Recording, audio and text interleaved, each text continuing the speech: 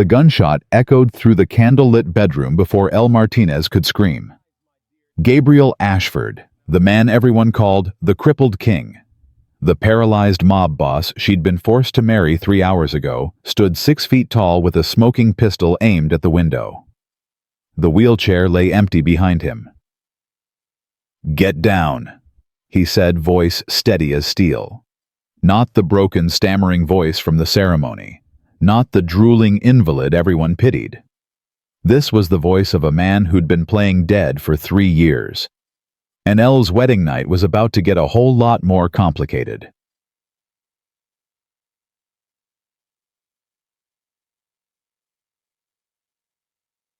Before we begin, if you're watching from anywhere in this world, comment below with your city name. I want to see how far this story travels. Hit that subscribe button because what you're about to hear will change how you see weakness, strength, and the dangerous game of revenge. Stay until the end. Trust me, you'll want to know how this ends. The black Escalade pulled up outside Elle's Bronx apartment at exactly noon as promised, as threatened. Elle stood at her bedroom window watching 2 men in suits step out onto the cracked sidewalk. They looked like undertakers. Maybe they were. Maybe this whole thing was a funeral and she was the corpse being delivered. "Elle?" Her father's voice cracked from the doorway. "They're here." She didn't turn around, hadn't looked at David Martinez since last night when he'd told her the news, told her he'd sold his only daughter to settle a $5 million gambling debt, told her she was going to marry Gabriel Ashford, the so-called crippled king of Manhattan's underworld. "Elle, please, say something." "Get out of my room." "Mija, I said get out." The door closed softly.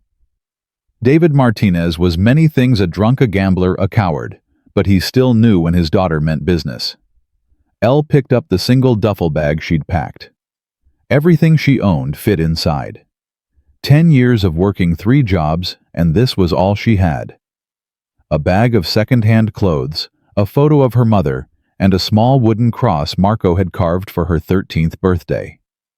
Marco, her baby brother, who'd been 14 when David sold him to traffickers to pay off a different debt. 10 years gone. Elle had searched every hellhole from New York to Mexico City, spent every dollar she saved, walked into places that made the devil look friendly. Nothing. Marco had vanished like smoke, and Elle had learned to live with a hole in her chest where hope used to be. She touched the cross in her pocket, now the wood smooth from years of her thumb rubbing it when she couldn't sleep. "I'm sorry, little brother," she whispered. "I'm so sorry I couldn't save you, and now I can't even look for you anymore." Because after today, she'd belong to Gabriel Ashford. Property, payment, a bought woman in a bought wedding. Elle took one last look around the room she'd shared with Marco. The bunk beds were still there, his on top. She'd never taken it down, never stopped hoping he'd come home. "Goodbye, Marco," she whispered. Then she walked out of the room, down the narrow hallway with its peeling paint and water stains, past her father, who sat on the couch with his head in his hands. She didn't say goodbye to him. Outside, the 2 men in suits waited. The taller one stepped forward. "Miss Martinez, I'm James. This is Tony. Mr. Ashford sent us to escort you." "Escort?" Elle's laugh was sharp as broken glass. "That's a nice word for kidnapping." James's expression didn't change. "The car's ready, ma'am." Tony opened the rear door. Elle looked back once at the building. 5 floors of crumbling brick, rusted fire escapes, and broken dreams. She'd been born here. Thought she'd die here. Never thought she'd leave like this. She climbed into the Escalade. The leather seats were soft as butter. The air conditioning hummed quietly. It smelled like money, clean, cold money. James got in the driver's seat. Tony rode shotgun. Neither man spoke as they pulled away from the curb. Elle watched the Bronx slide past the tinted windows, bodegas and check-cashing stores, chain-link fences and graffiti, kids playing in fire hydrant spray. This was her world, her people. And she was leaving it for Manhattan, for marble floors and crystal chandeliers, and a man in a wheelchair who needed a wife like other men needed a car. something to show off, something to own. They crossed into Manhattan, and the city transformed. Glass towers scraped the sky. Women in designer clothes walked dogs that cost more than Elle made in a month. Even the trash cans looked expensive. "How long have you worked for him?" Elle asked. James glanced in the rearview mirror. 5 years, ma'am. And the wheelchair thing, that's real? Mr. Ashford was in a car accident 3 years ago. Bomb nearly killed him. But he survived. Yes, ma'am. And his mind... James's jaw tightened. Mr. Ashford is not what he was. So it was true. The rumors Elle had heard that Gabriel Ashford, once the most feared crime lord on the eastern seaboard, was now a drooling invalid. That he couldn't walk, could barely speak, needed help eating dressing everything. That his empire was being run by his advisors while he sat in a wheelchair and stared at walls. "Why does he want to get married?" Elle asked. "Not my place to say, ma'am." "But you know." James met her eyes in the mirror. "I know, Mr. Ashford does nothing without a reason. Even marry a stranger. Especially that." The Escalade turned onto a tree-lined street Elle recognized from movies. Old money. Serious money. The kind of money that bought politicians and judges and made problems disappear. They stopped in front of a Gothic mansion that looked like it had been transplanted from a European fairy tale. Stone walls, iron gates, towers that pierced the sky. Lions carved into the entrance, mouths open in eternal roars. "Welcome to Ashford Manor," James said. The gates swung open. Elle's hands were shaking. She pressed them together hard. Hadn't shaken like this since the night Marco was taken. Hadn't felt this kind of fear since she was 18 and powerless. But she wasn't 18 anymore. She was 28, and she'd survived things that would have broken most people. She could survive this too. The Escalade stopped at the main entrance. A man in a black suit stood waiting. Late 40s, silver hair, slicked back eyes like a shark. "That's Victor Sterling," James said quietly. "Mr. Ashford's CFO, his godfather too. Be careful around him." "Why?" "Because he smiles a lot, but it never reaches his eyes." Tony opened Elle's door. She stepped out onto cobblestones that probably cost more than her apartment building.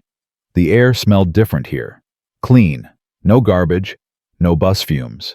Just money and power and things she'd never have. Victor Sterling approached, hand extended. "Miss Martinez. Victor Sterling. Welcome to the family." Elle shook his hand. His grip was firm, appraising, like he was evaluating merchandise.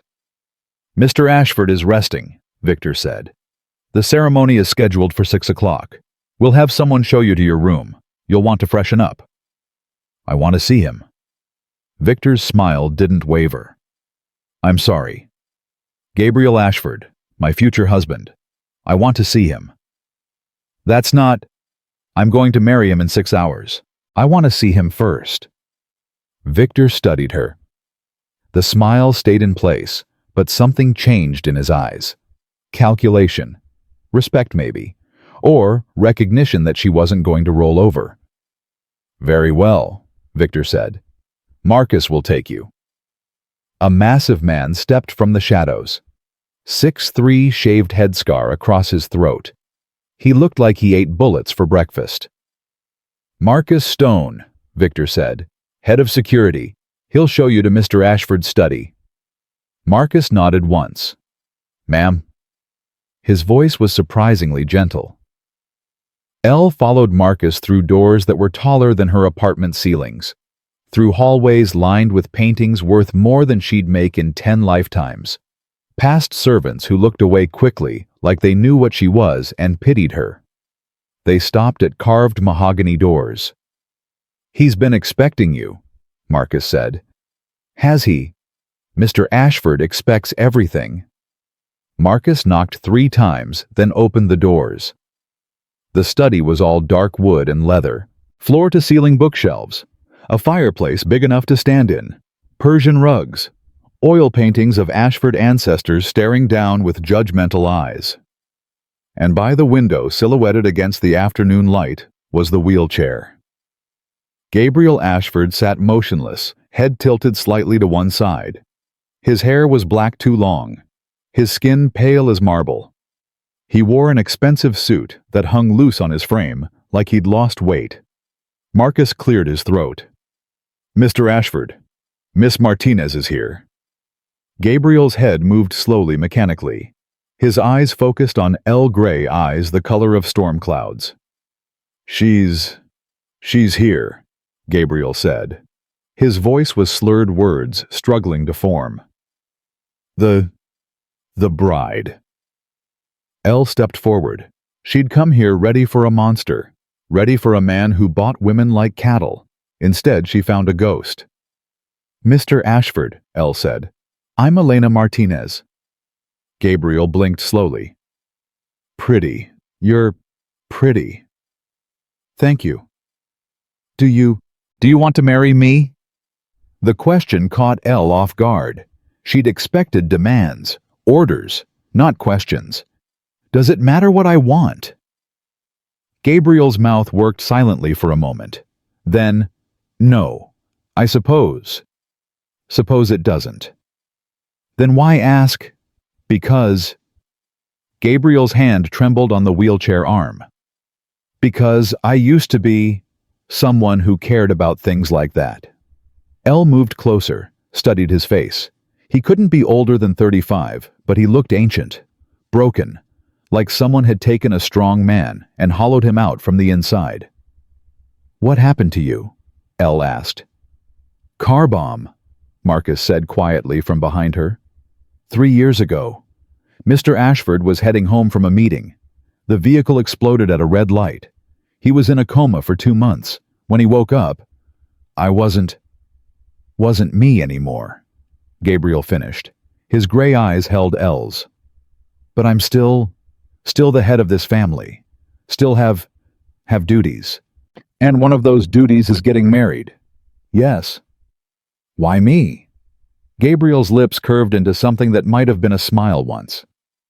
"Because your father owed money. Because you need protection. Because I need a wife." "You mean you need someone to prop up next to you? Someone to make you look normal?" Gabriel's head tilted. "Yes, that's exactly what I need." At least he was honest. Elle crossed her arms. "And what do I get out of this? Besides not having my father killed?" "Safety," Gabriel said. "Money. A home.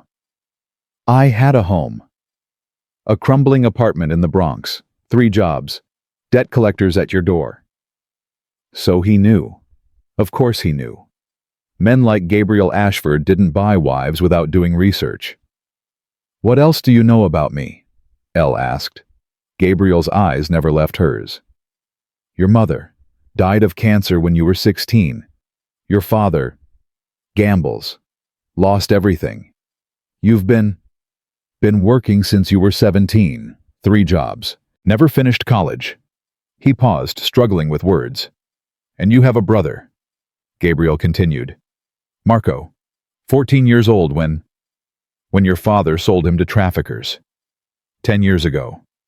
Elle's breath caught. "How do you know about Marco?" "I know everything about the people who enter my world." "Do you know where he is?" Gabriel's head moved slowly side to side. "No, but I know you've been looking, spent every dollar, searched everywhere." Tears burned Elle's eyes. She wouldn't cry, not here, not in front of this stranger. "Then you know why I can't refuse," Elle said. "If I run, your people kill my father.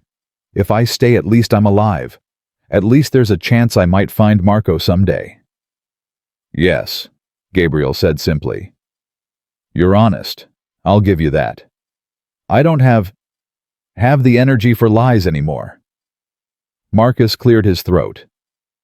"The ceremony begins at 6, Miss Martinez. I'll show you to your room." Elle looked at the man in the wheelchair one more time. Gabriel Ashford, the crippled king, the broken monster everyone pitied. "One question," Elle said. Are you going to hurt me? Gabriel's gray eyes held something then, something sharp beneath the fog. No, he said.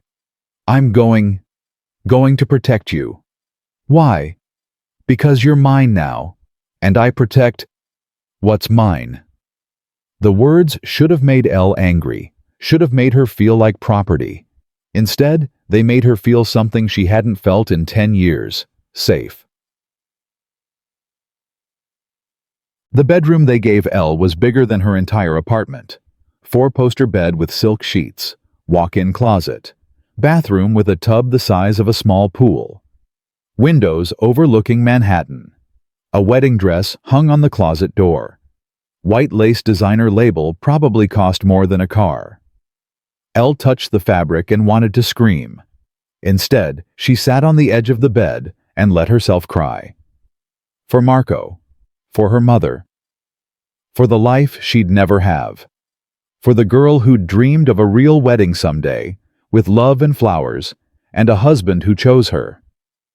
Not this. Never this. A knock at the door. Miss Martinez. A woman's voice. I'm Helen. I'm here to help you get ready. Elle wiped her eyes. Come in. Helen was in her 50s, kind-faced, gentle hands.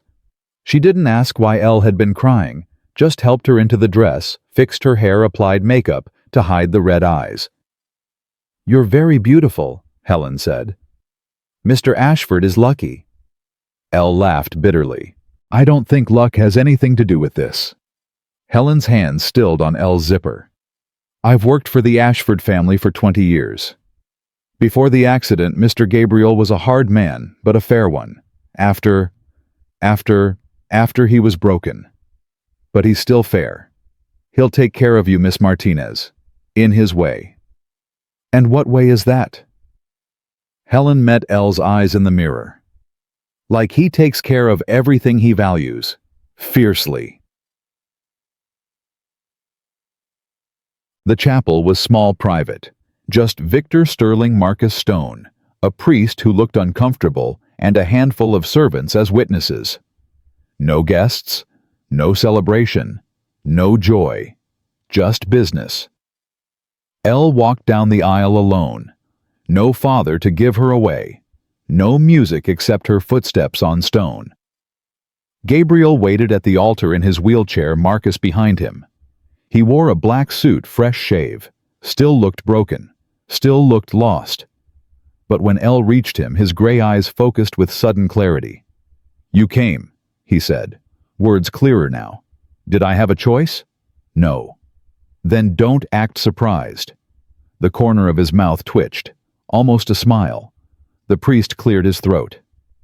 Dearly beloved.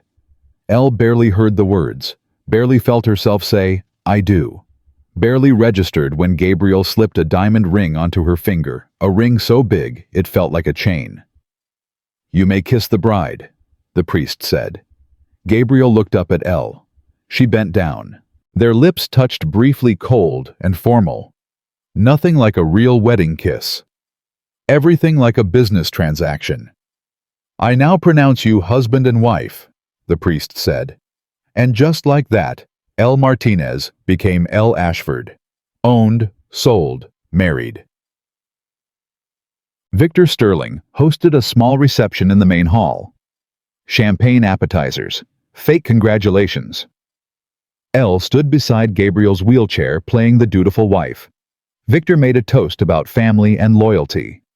Marcus stood in the corner watching everything with those sharp eyes. A younger man approached, blonde, handsome, expensive suit. He looked at Elle like she was something he could buy. The new Mrs. Ashford, he said. Chase Sterling, Victor's son. He held out his hand. Elle shook it. His grip lasted too long. Pleasure to meet you, Chase said. You're much prettier than I expected. Lucky Gabriel. Lucky, Elle repeated flatly. Chase leaned closer. If you ever need anything, anything at all, you know where to find me. His eyes traveled down her body. Elle's stomach turned. I'm married. To a cripple. Chase smiled. That's not really a marriage, sweetheart. Step back. The voice came from Gabriel. Not slurred, not broken, cold as ice. Chase laughed. Gabriel, I said step back, from my wife. The room went quiet. Chase's smile faltered. He glanced at his father, who was watching with narrowed eyes. Sorry, Chase said. Didn't mean anything. He retreated. Gabriel's hand found Elle's. His grip was strong, not trembling. Stay close to me tonight, he whispered. Trust no one here. Including you. His gray eyes met hers. Especially me. At midnight, Marcus wheeled Gabriel to their bedroom. The bridal suite. Candles everywhere, rose petals on the bed. Someone's idea of romance. Elle's hands shook as she closed the door. She was alone with her husband. The stranger she'd married. The broken man who'd bought her. Do you? Elle's voice cracked. Do you expect me to? No. Gabriel's voice was clear again. Strong. I don't expect anything tonight. Then why am I here? Because I need to tell you the truth. Elle turned. Gabriel sat in his wheelchair, head no longer tilted, eyes sharp and focused. What truth? Gabriel reached into his jacket, pulled out a thick envelope. This contains $100,000, he said. Words perfect now, no stutter. Enough to disappear. Mexico, Canada, Europe. Anywhere you want. Elle stared. I don't understand. I'm giving you a choice, Elle. Take the money and run, or stay and hear what I have to say. If I run, I'll tell Victor you died in an accident. Your father will be safe. You'll be free. Why would you do that? Gabriel's gray eyes burned into hers. Because I'm not a monster. And because I need to know, do you have the courage to stay?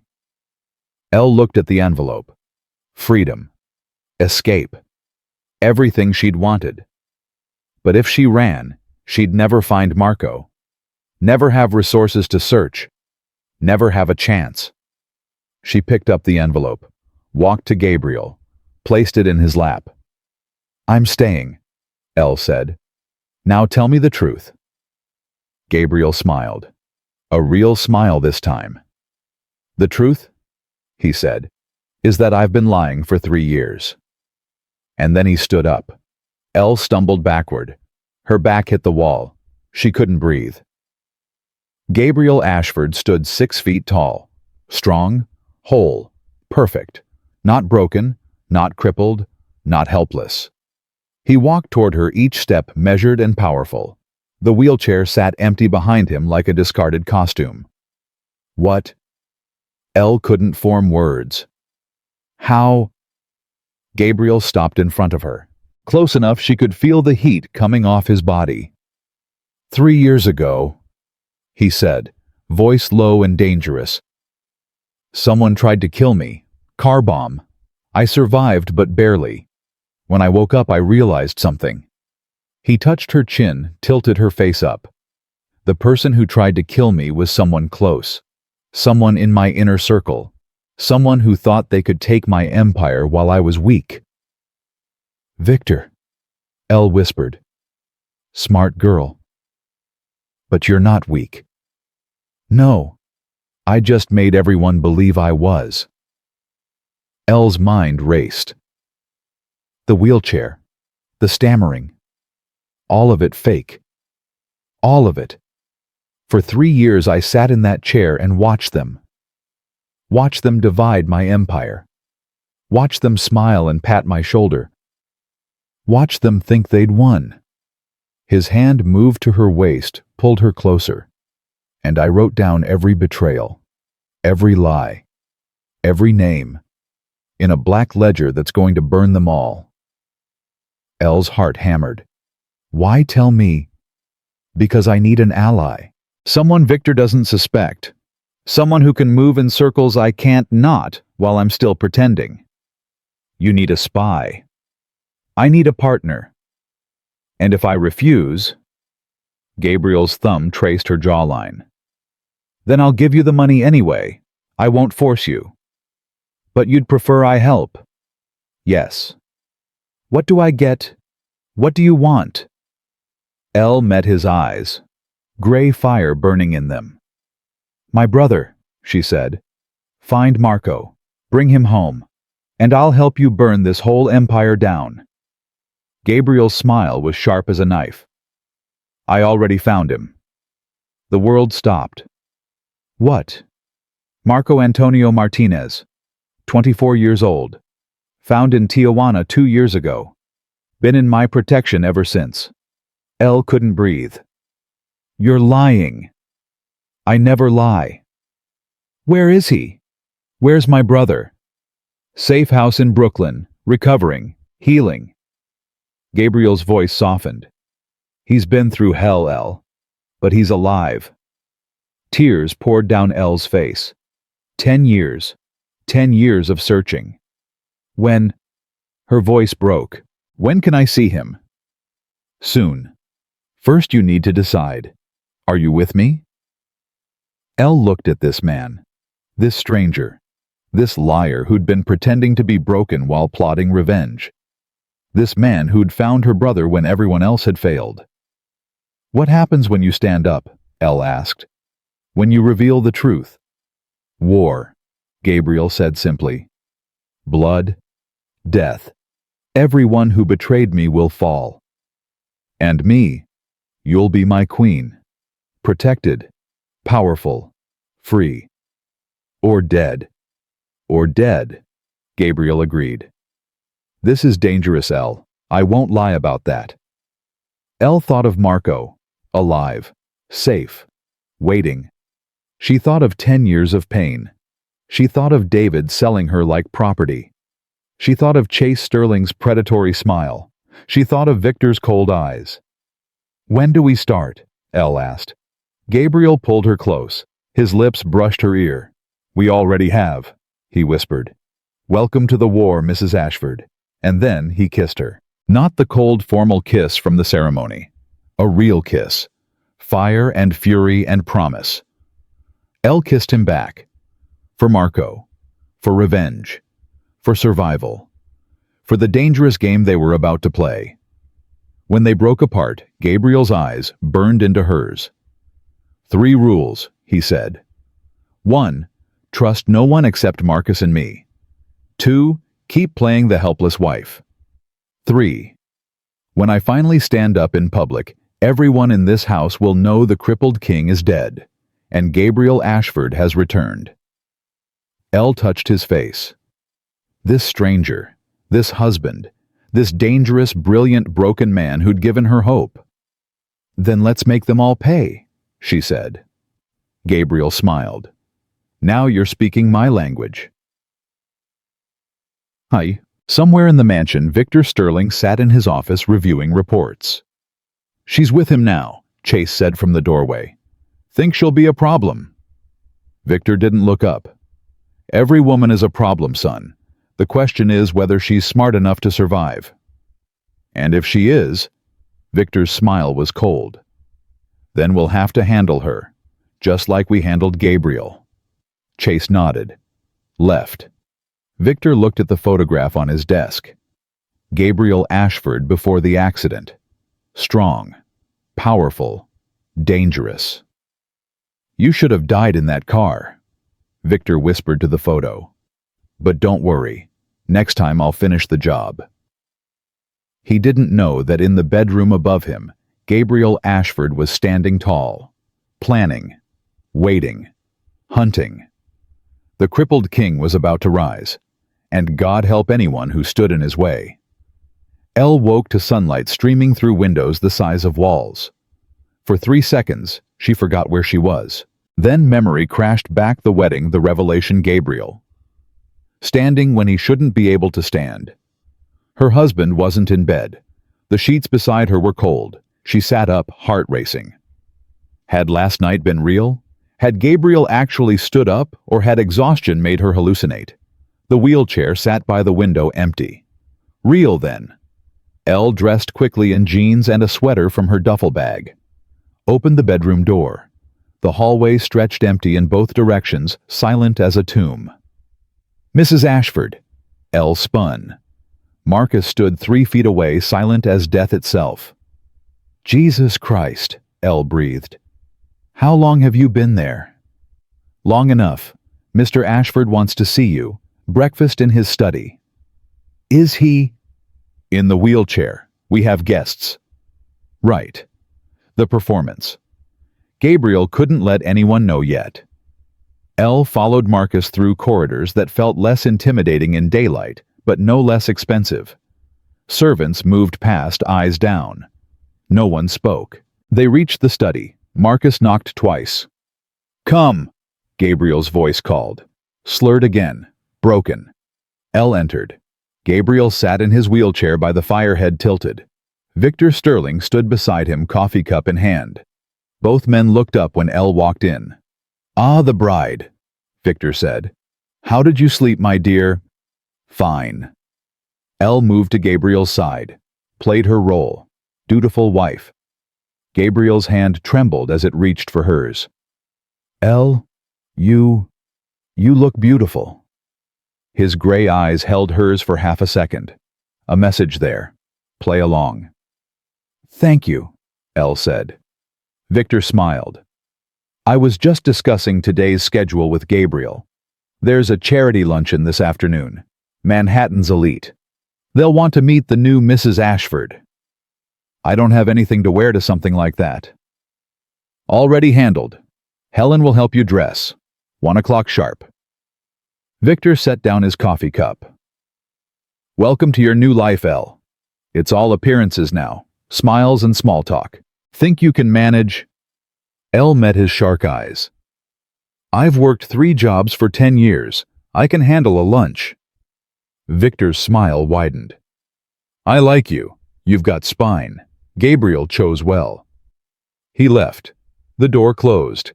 Elle counted to 10, then pulled her hand from Gabriel's. "Charity luncheon." Gabriel's posture straightened. Voice cleared.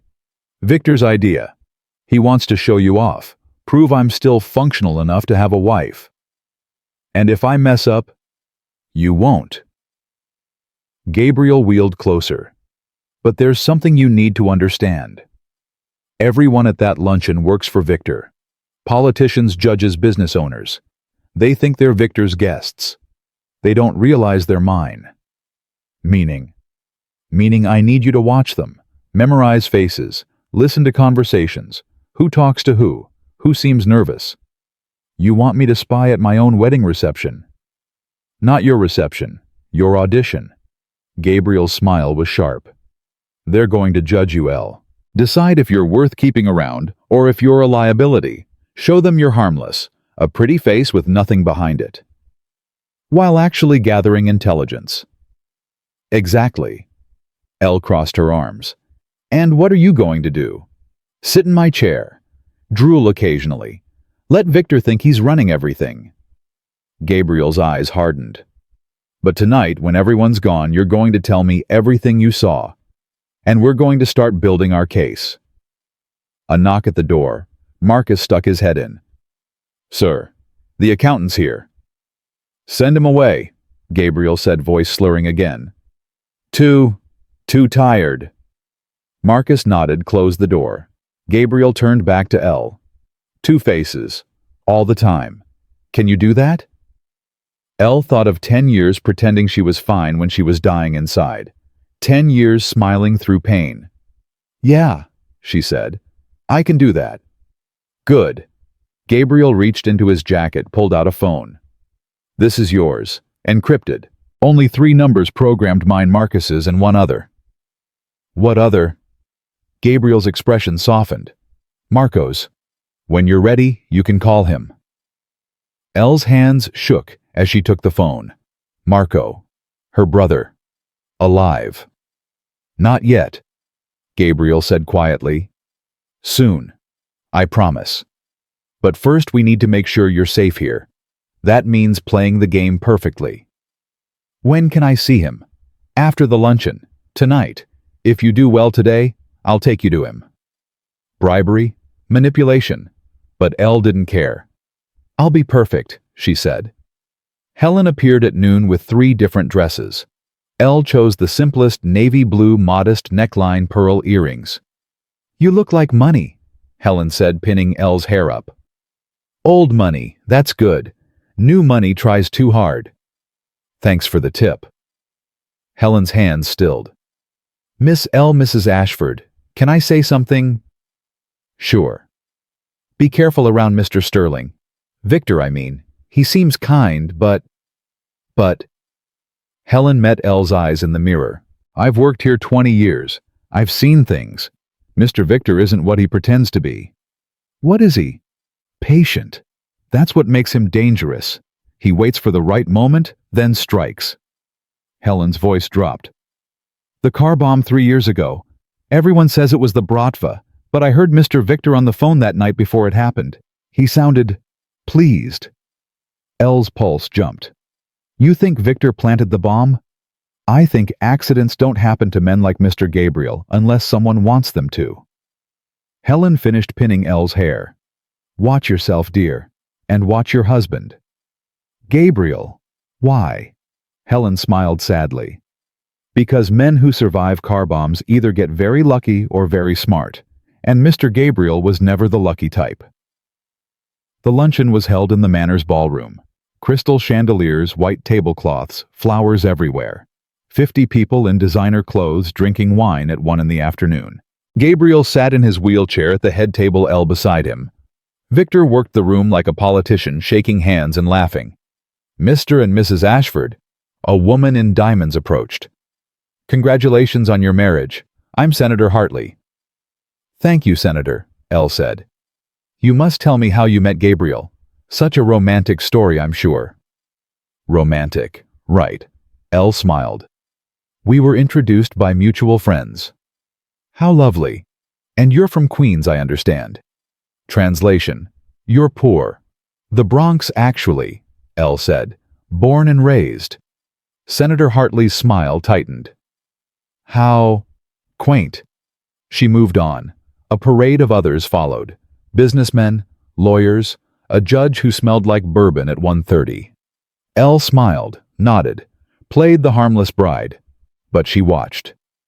Senator Hartley spoke to a man in an Italian suit 3 times. Nervous laughter. Quick glances at Gabriel. A banker named Morrison avoided looking at Victor entirely. Guilty conscience. Chase Sterling stood in the corner, watching Elle with those predator eyes. And Victor moved through the room like a king accepting tribute and praise. These weren't Gabriel's people anymore. They were Victor's. "Mrs. Ashford?" Elle turned. A woman in her 60s, elegant in pearls. "Yes." "Margaret Ashford, Gabriel's aunt, his father's sister." Elle's spine straightened. Family. Gabriel hadn't mentioned family. "It's nice to meet you."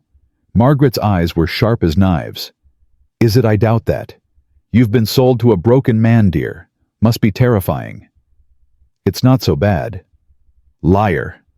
Margaret sipped her wine. "But a good liar. That's useful in this family. Tell me, do you love my nephew?" "I barely know him." "Honest too. Rarer still." Margaret leaned closer. "Let me give you advice. Gabriel was brilliant once, ruthless but fair. After the accident, everyone assumed he was finished. But I've known that boy since he was born. He's his father's son, and his father never quit anything in his life." "What are you saying?" "I'm saying watch carefully. Because if Gabriel's even half the man he was, he's planning something. And you're either part of it or in the way." Margaret walked off, leaving Elle's mind racing. The luncheon dragged on. Speeches, toasts. Victor stood and talked about family and legacy and Gabriel's brave recovery. Gabriel sat silent, head tilted, drool actually appearing at the corner of his mouth. Elle's stomach turned. The performance was flawless. Heartbreaking. No one suspected a thing. At 4 o'clock, the guests finally left. Elle helped Marcus wheel Gabriel back to his study. The moment the door closed, Gabriel stood wiping his mouth in disgust. God, I hate doing that, he muttered.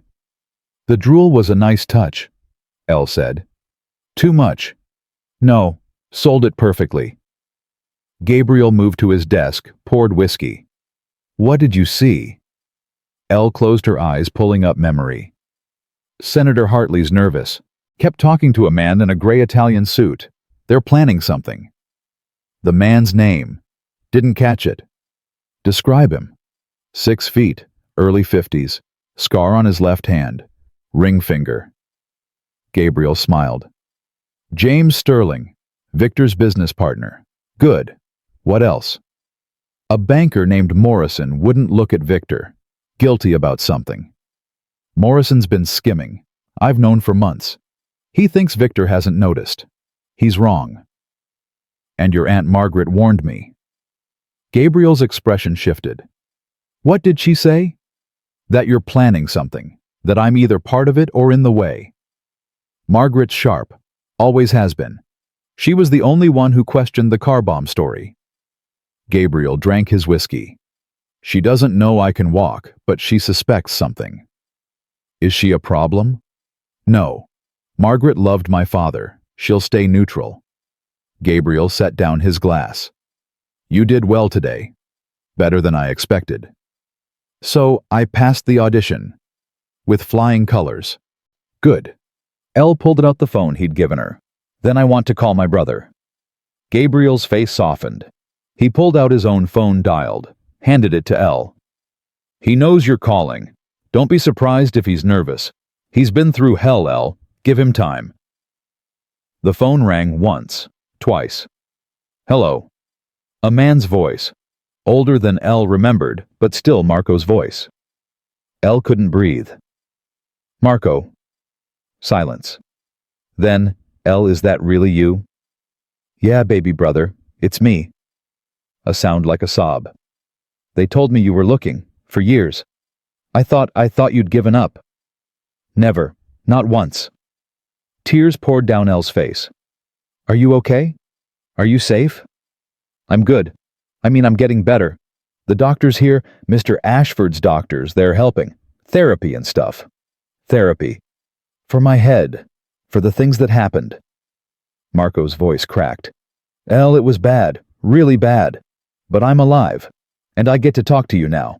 That's all that matters. Elle's knees buckled. Gabriel caught her, guided her to a chair. I'm coming to see you, Elle said. Tonight. Gabriel promised. Gabriel. You mean Mr. Ashford? He's there? He's my husband now. What? Since when? Long story. Tell you when I see you. Elle. Marco's voice steadied. Mr. Ashford saved my life. Found me in Tijuana, bought my freedom from the people who had me. Got me to New York, got me clean, got me help. Whatever he asks you to do, do it. He's a good man. Elle looked at Gabriel, who stood by the window giving her privacy, but close enough to catch her if she fell. I will, Elle said. I'll see you soon, okay? Okay. I love you, Elle. I love you too. The call ended. Elle sat there, phone in hand, shaking. Gabriel crouched in front of her. You okay? You saved him. You actually saved him. I told you I did. Why, you didn't even know me. Gabriel's gray eyes held hers. Because I knew your father owed me money. I knew about you, about Marco. And I thought maybe someday I'd need someone like you. Someone loyal. Someone desperate enough to take a risk. So you saved Marco as leverage. Yes, but also because I'm not Victor Sterling. I don't hurt kids. I save them when I can. Elle didn't know whether to hit him or hug him. Gabriel had manipulated her from the start, but he'd also given her the one thing she'd dreamed of for 10 years. Her brother. Thank you, she whispered. Gabriel stood, offered his hand. Ready to meet him. Now. Now. They took Gabriel's private car, a black sedan, bulletproof glass. Marcus drove. Elle sat in back with Gabriel, who'd changed from his suit into jeans and a sweater. He looked younger like this. Almost normal. "Where is he?" Elle asked. "Brooklyn. Safe house near Prospect Park. 3 guards, full security. Marco's been there 6 months." "Why so long? Why not tell me sooner?" "Because he needed time to heal, to get clean, to remember he's human." Gabriel's jaw tightened. "What they did to him, I won't describe it. He'll tell you if he wants, but he wasn't ready to see you until now. And now he is. His therapist says yes, says seeing you might help him move forward." The drive took 40 minutes. Brooklyn at night was alive, people on stoops, music from open windows, kids playing basketball under streetlights. Marcus pulled up to a brownstone on a quiet street. 3 men stood outside, earpieces visible. Security. Gabriel got out, offered Elle his hand. "They know you're coming. Try not to overwhelm him." Elle's heart hammered as they climbed the steps. One of the guards opened the door. Inside was warm, comfortable. Worn furniture, bookshelves, a kitchen table with homework spread across it. Homework. "Marco's finishing his GED," Gabriel explained. "Wants to go to college, study social work." A door opened, and there he was. Marco Antonio Martinez, 24 years old. Tall, taller than Elle remembered. Thin but healthy. Hair cut short. Brown eyes just like their mother's. He stared at Elle like he was seeing a ghost. "Hi," Elle whispered. Marco crossed the room in 3 strides and pulled her into a hug so tight she couldn't breathe. "You're real," he said. "You're really here." "I'm here, baby brother. I'm here." They stood there, 2 broken pieces of a shattered family, holding each other and crying. Gabriel stepped back, giving them space. Marcus joined him by the door. "Thank you," Elle heard Marcus say quietly. "She earned it," Gabriel replied. Eventually, Marco pulled back, wiping his eyes. "God, look at you. You're so grown up." "I'm older than you." "Yeah, but you were always little in my head. My big sister who took care of me." His smile faded. "Elle, I'm so sorry." "For what?" "For being weak, for letting them take me, for not fighting harder." "Marco, you were 14. "I know, but—" "No." Elle grabbed his hands.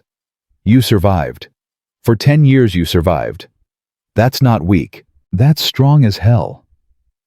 Marco's eyes filled with tears again. "I thought about you every day. Wondered if you remembered me, if you were okay. I never stopped looking, never stopped hoping." "Mr. Ashford told me about the jobs, the searching, everything." Marco glanced at Gabriel. "He showed me pictures of you working, exhausted, and I felt so guilty." "Don't." Elle squeezed his hands. "We're together now. That's what matters." They sat at the kitchen table. Marco made tea, muscle memory from somewhere Elle didn't want to think about. They talked for hours. Marco told her about his studies, his therapy, his plans. Didn't mention the lost years. Elle didn't push. Gabriel and Marcus waited in the other room, giving them privacy. At midnight, Gabriel appeared in the doorway. "We should go. Marcus has work tomorrow." "Work?" Elle looked at Marco. "Part-time at a bookstore in Park Slope," Marco said. "Therapy's expensive. I'm paying my own way." "You don't have to." "Yes, I do. I need to feel useful again." Elle hugged him one more time. "I'll come back soon." "You better. I want to hear about this crazy marriage situation. It's complicated." "Yeah, well, so are we." Marco smiled. "But we're survivors, right?" "Right." In the car, Elle leaned against the window, emotionally exhausted, but happier than she'd been in years. "Thank you," she said to Gabriel. "You've thanked me 3 times. I'll thank you 100 more. You gave me my brother back." Gabriel was quiet for a moment. Then, "My father taught me something. He said power isn't about money or guns. It's about knowing what people want and giving it to them at the right price. And Marco was my price." "Yes." "What do you want in return?" Gabriel looked at her gray eyes, unreadable in the passing streetlights. "Loyalty, trust. And when the time comes, courage. To do what? To stand beside me when I destroy Victor Sterling and everyone who helped him. Elle thought of Victor's cold smile, Chase's predatory eyes, the luncheon full of Victor's people. When? She asked. Soon. A month, maybe 2. I need more proof, more evidence. Need to make sure when I move it's final. And if something goes wrong, then we both die, probably painfully. You're honest. I'll give you that. Gabriel's smile was grim. Lying takes energy I don't have. Back at the manor, they went straight to their bedroom. Elle was exhausted, but her mind wouldn't shut down. Gabriel. Yeah. At the luncheon, Senator Hartley said something about the accident being tragic. So her eyes said she didn't think it was tragic at all. She looked satisfied. Gabriel's expression hardened. You think she was involved? I think she knew. Whether she helped or just didn't warn you, I don't know. Good catch. I'll have Marcus look into her finances. Elle changed into the pajamas Helen had left on the bed, silk ridiculously expensive. Gabriel pulled off his sweater, and Elle saw scars. Long, jagged scars across his back and ribs. From the bomb? She asked. Yeah. Marcus pulled me out of the wreckage. 3rd-degree burns, shrapnel everywhere. Doctor said I was lucky to survive. That's not luck. That's pure stubbornness. Gabriel laughed, actually laughed. Maybe. They climbed into bed opposite sides, careful not to touch. Business arrangement, not real marriage. But in the dark, Gabriel's voice came quiet. Elle? Yeah. I'm glad you stayed. Glad you didn't take the money and run. Where else would I go? You have my brother. I'd have given him back anyway, eventually. Why? Because keeping someone's family hostage makes you Victor Sterling. And I'm not him. Elle rolled over, looked at Gabriel's silhouette in the moonlight. Who are you then? Still figuring that out. Days blurred into routine. Elle played the dutiful wife during the day, accompanying Gabriel to meetings, smiling at Victor's people, keeping her eyes and ears open. At night, she reported everything to Gabriel. They'd sit in his study with whiskey and chess-building profiles of everyone in Victor's circle. Morrison the banker is definitely stealing, Elle said on day 5. He sweats every time Victor's name comes up.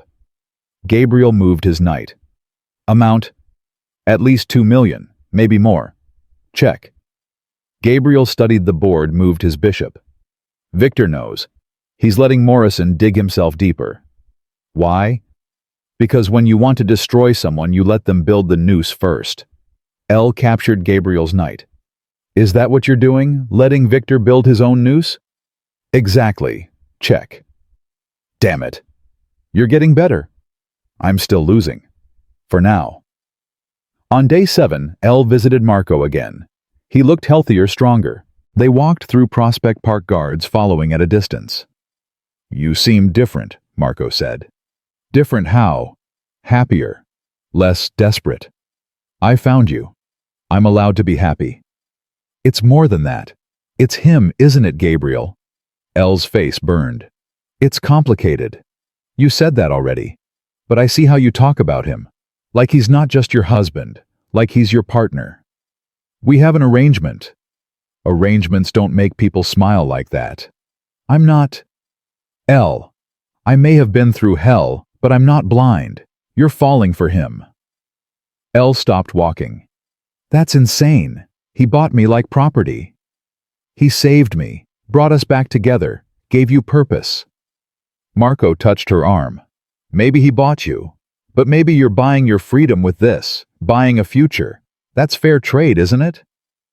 Elle didn't answer because Marco was right. Somewhere between the chess games and the spy work and the late-night strategy sessions, Elle had stopped seeing Gabriel as her captor. She'd started seeing him as her ally, her equal, maybe something more. On day 10, Chase Sterling made his move.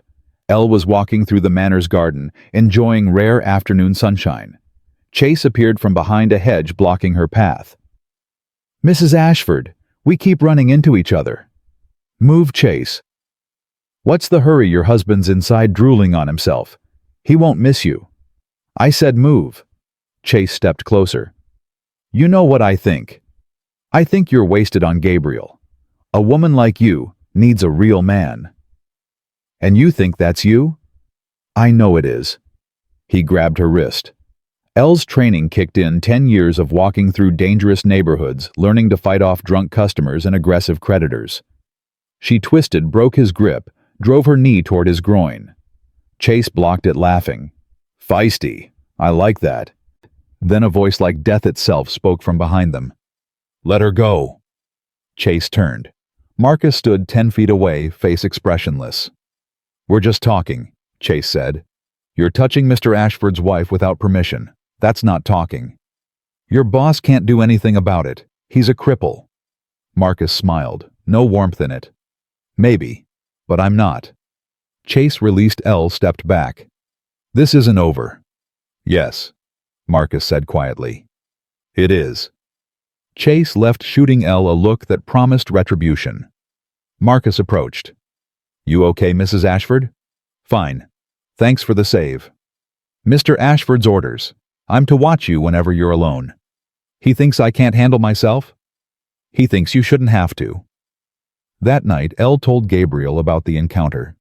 "Chase grabbed you. I handled it." "That's not the point." Gabriel's voice was cold fury.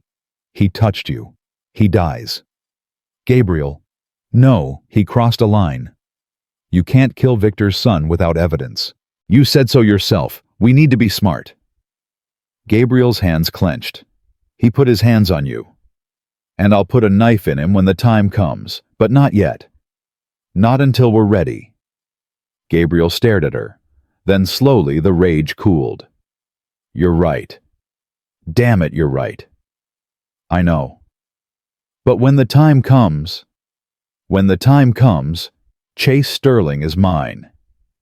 Gabriel's smile was sharp. "Deal." 2 weeks after the wedding, Victor called a family meeting.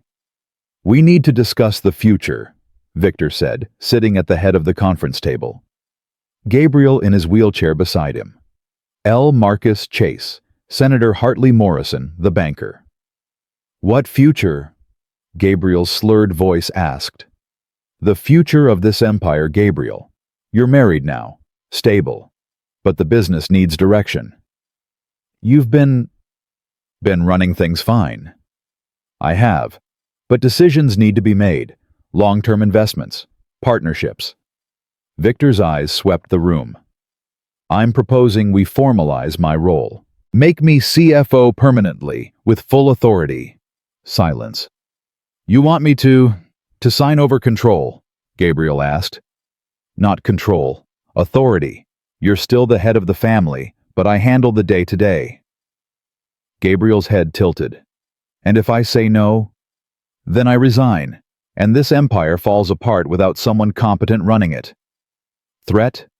Clear as daylight. Gabriel was quiet. Then, "Okay." Victor blinked. "Okay. You've earned it, Victor. You can run things." Smiles around the table. Relief. Victory. Elle's stomach dropped. Gabriel was giving up. After everything. The meeting ended. Elle followed Gabriel back to their room, fury building. "What the hell was that?" Gabriel waited until the door closed. Then he stood stretched, grinned. "That was me giving Victor enough rope to hang himself." "What?" "He wants full authority." "Fine. Now every illegal transaction, every dirty deal, every bribe, it all goes through him. Officially." Understanding dawned. "You're making him sign his own confession." "Exactly. By the time I'm done, Victor won't just be guilty. He'll have written down every crime he's ever committed with his own hand." "That's brilliant. That's chess. You taught me that." "I taught you..." "You showed me patience, waiting for the right moment, taking a loss to win the war." Gabriel moved closer, cupped her face. "Thank you," he said. "For what?" "For reminding me I'm not alone in this." And then he kissed her. Not for strategy, not for show, for real. Elle kissed him back, 10 days of tension exploding into heat and hunger. When they broke apart, both breathing hard, Gabriel rested his forehead against hers. "This is dangerous," he whispered. "Everything about this is dangerous. I mean us. If I care about you, Victor can use that against me." "Then don't care." Too late. Elle pulled him back down. "Then we'll be dangerous together." They barely made it to the bed. Elle's hands fumbled with Gabriel's shirt buttons while his mouth traced her jaw, her throat the pulse point that hammered like a war drum. This wasn't part of the plan, wasn't strategy or alliance or any of the clinical words they'd used to describe their arrangement. This was want, pure and reckless. Gabriel pulled back suddenly, breathing hard. "Wait. What? If we do this, everything changes." Everything already changed. Elle grabbed his collar, pulled him back. "The night you stood up. The moment you gave me Marco. We stopped being strangers the second you trusted me with the truth. Victor will see it. He'll know. Good. Let him see I'm loyal to you. Let him think it makes me weak." Gabriel's eyes burned into hers. "You're not weak." "No. But I can pretend to be." That was all the permission he needed. Morning came too fast. Elle woke tangled in sheets and Gabriel's arm sunlight cutting through the curtains like an accusation. Reality crashed back. They'd crossed a line last night, multiple lines. Gabriel was already awake watching her with those gray storm eyes. "Regret it?" he asked. "Do you?" "I asked first." Elle traced the burn scars on his shoulder, evidence of the explosion that should have killed him. "No, but it complicates things." "Everything's already complicated." "Fair point." Elle sat up, pulling the sheet around her. "So what now?" "Now we keep playing the game. You're still the helpless bride. I'm still the broken king. Nothing's changed. Except everything has." Gabriel's smile was soft, dangerous. "Except that." A sharp knock interrupted them. Marcus's voice through the door. "Sir, we have a problem." Gabriel was out of bed, instantly pulling on pants. Elle grabbed a robe. "Come in." Marcus entered, face grim. "Victor's called an emergency board meeting. All senior advisors. He specifically requested Mrs. Ashford attend." "Why?" Elle asked. "Didn't say. But Chase is with him. They're waiting in the conference room." Gabriel and Elle exchanged looks. This wasn't normal. Victor never included wives in business. "Give us 5 minutes," Gabriel said. Marcus left. Gabriel dressed quickly, Elle doing the same. No time for strategy discussion. They'd have to improvise. "Remember," Gabriel said, settling into his wheelchair. "You're just the wife, quiet, obedient. Let me handle Victor. And if he attacks me directly, then defend yourself, but carefully. We can't reveal too much." The conference room was full. Victor at the head of the table, Chase beside him. Senator Hartley. Morrison the banker. 3 other men Elle recognized from the luncheon, Victor's inner circle. And 1 person Elle didn't recognize.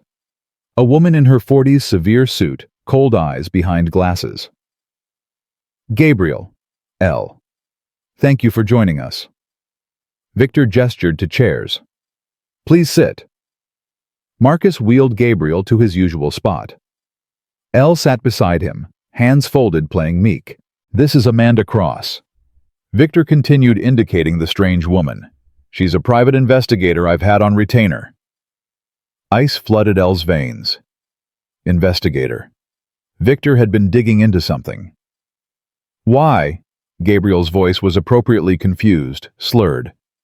"Because I like to protect this family's interests. And Miss Cross has uncovered some interesting information about our newest member." Victor's smile could have frozen hell. "Elle, dear, Would you like to tell us about your criminal record? The room spun. Elle's mouth went dry. I don't have a criminal record. Not under Elena Martinez, no.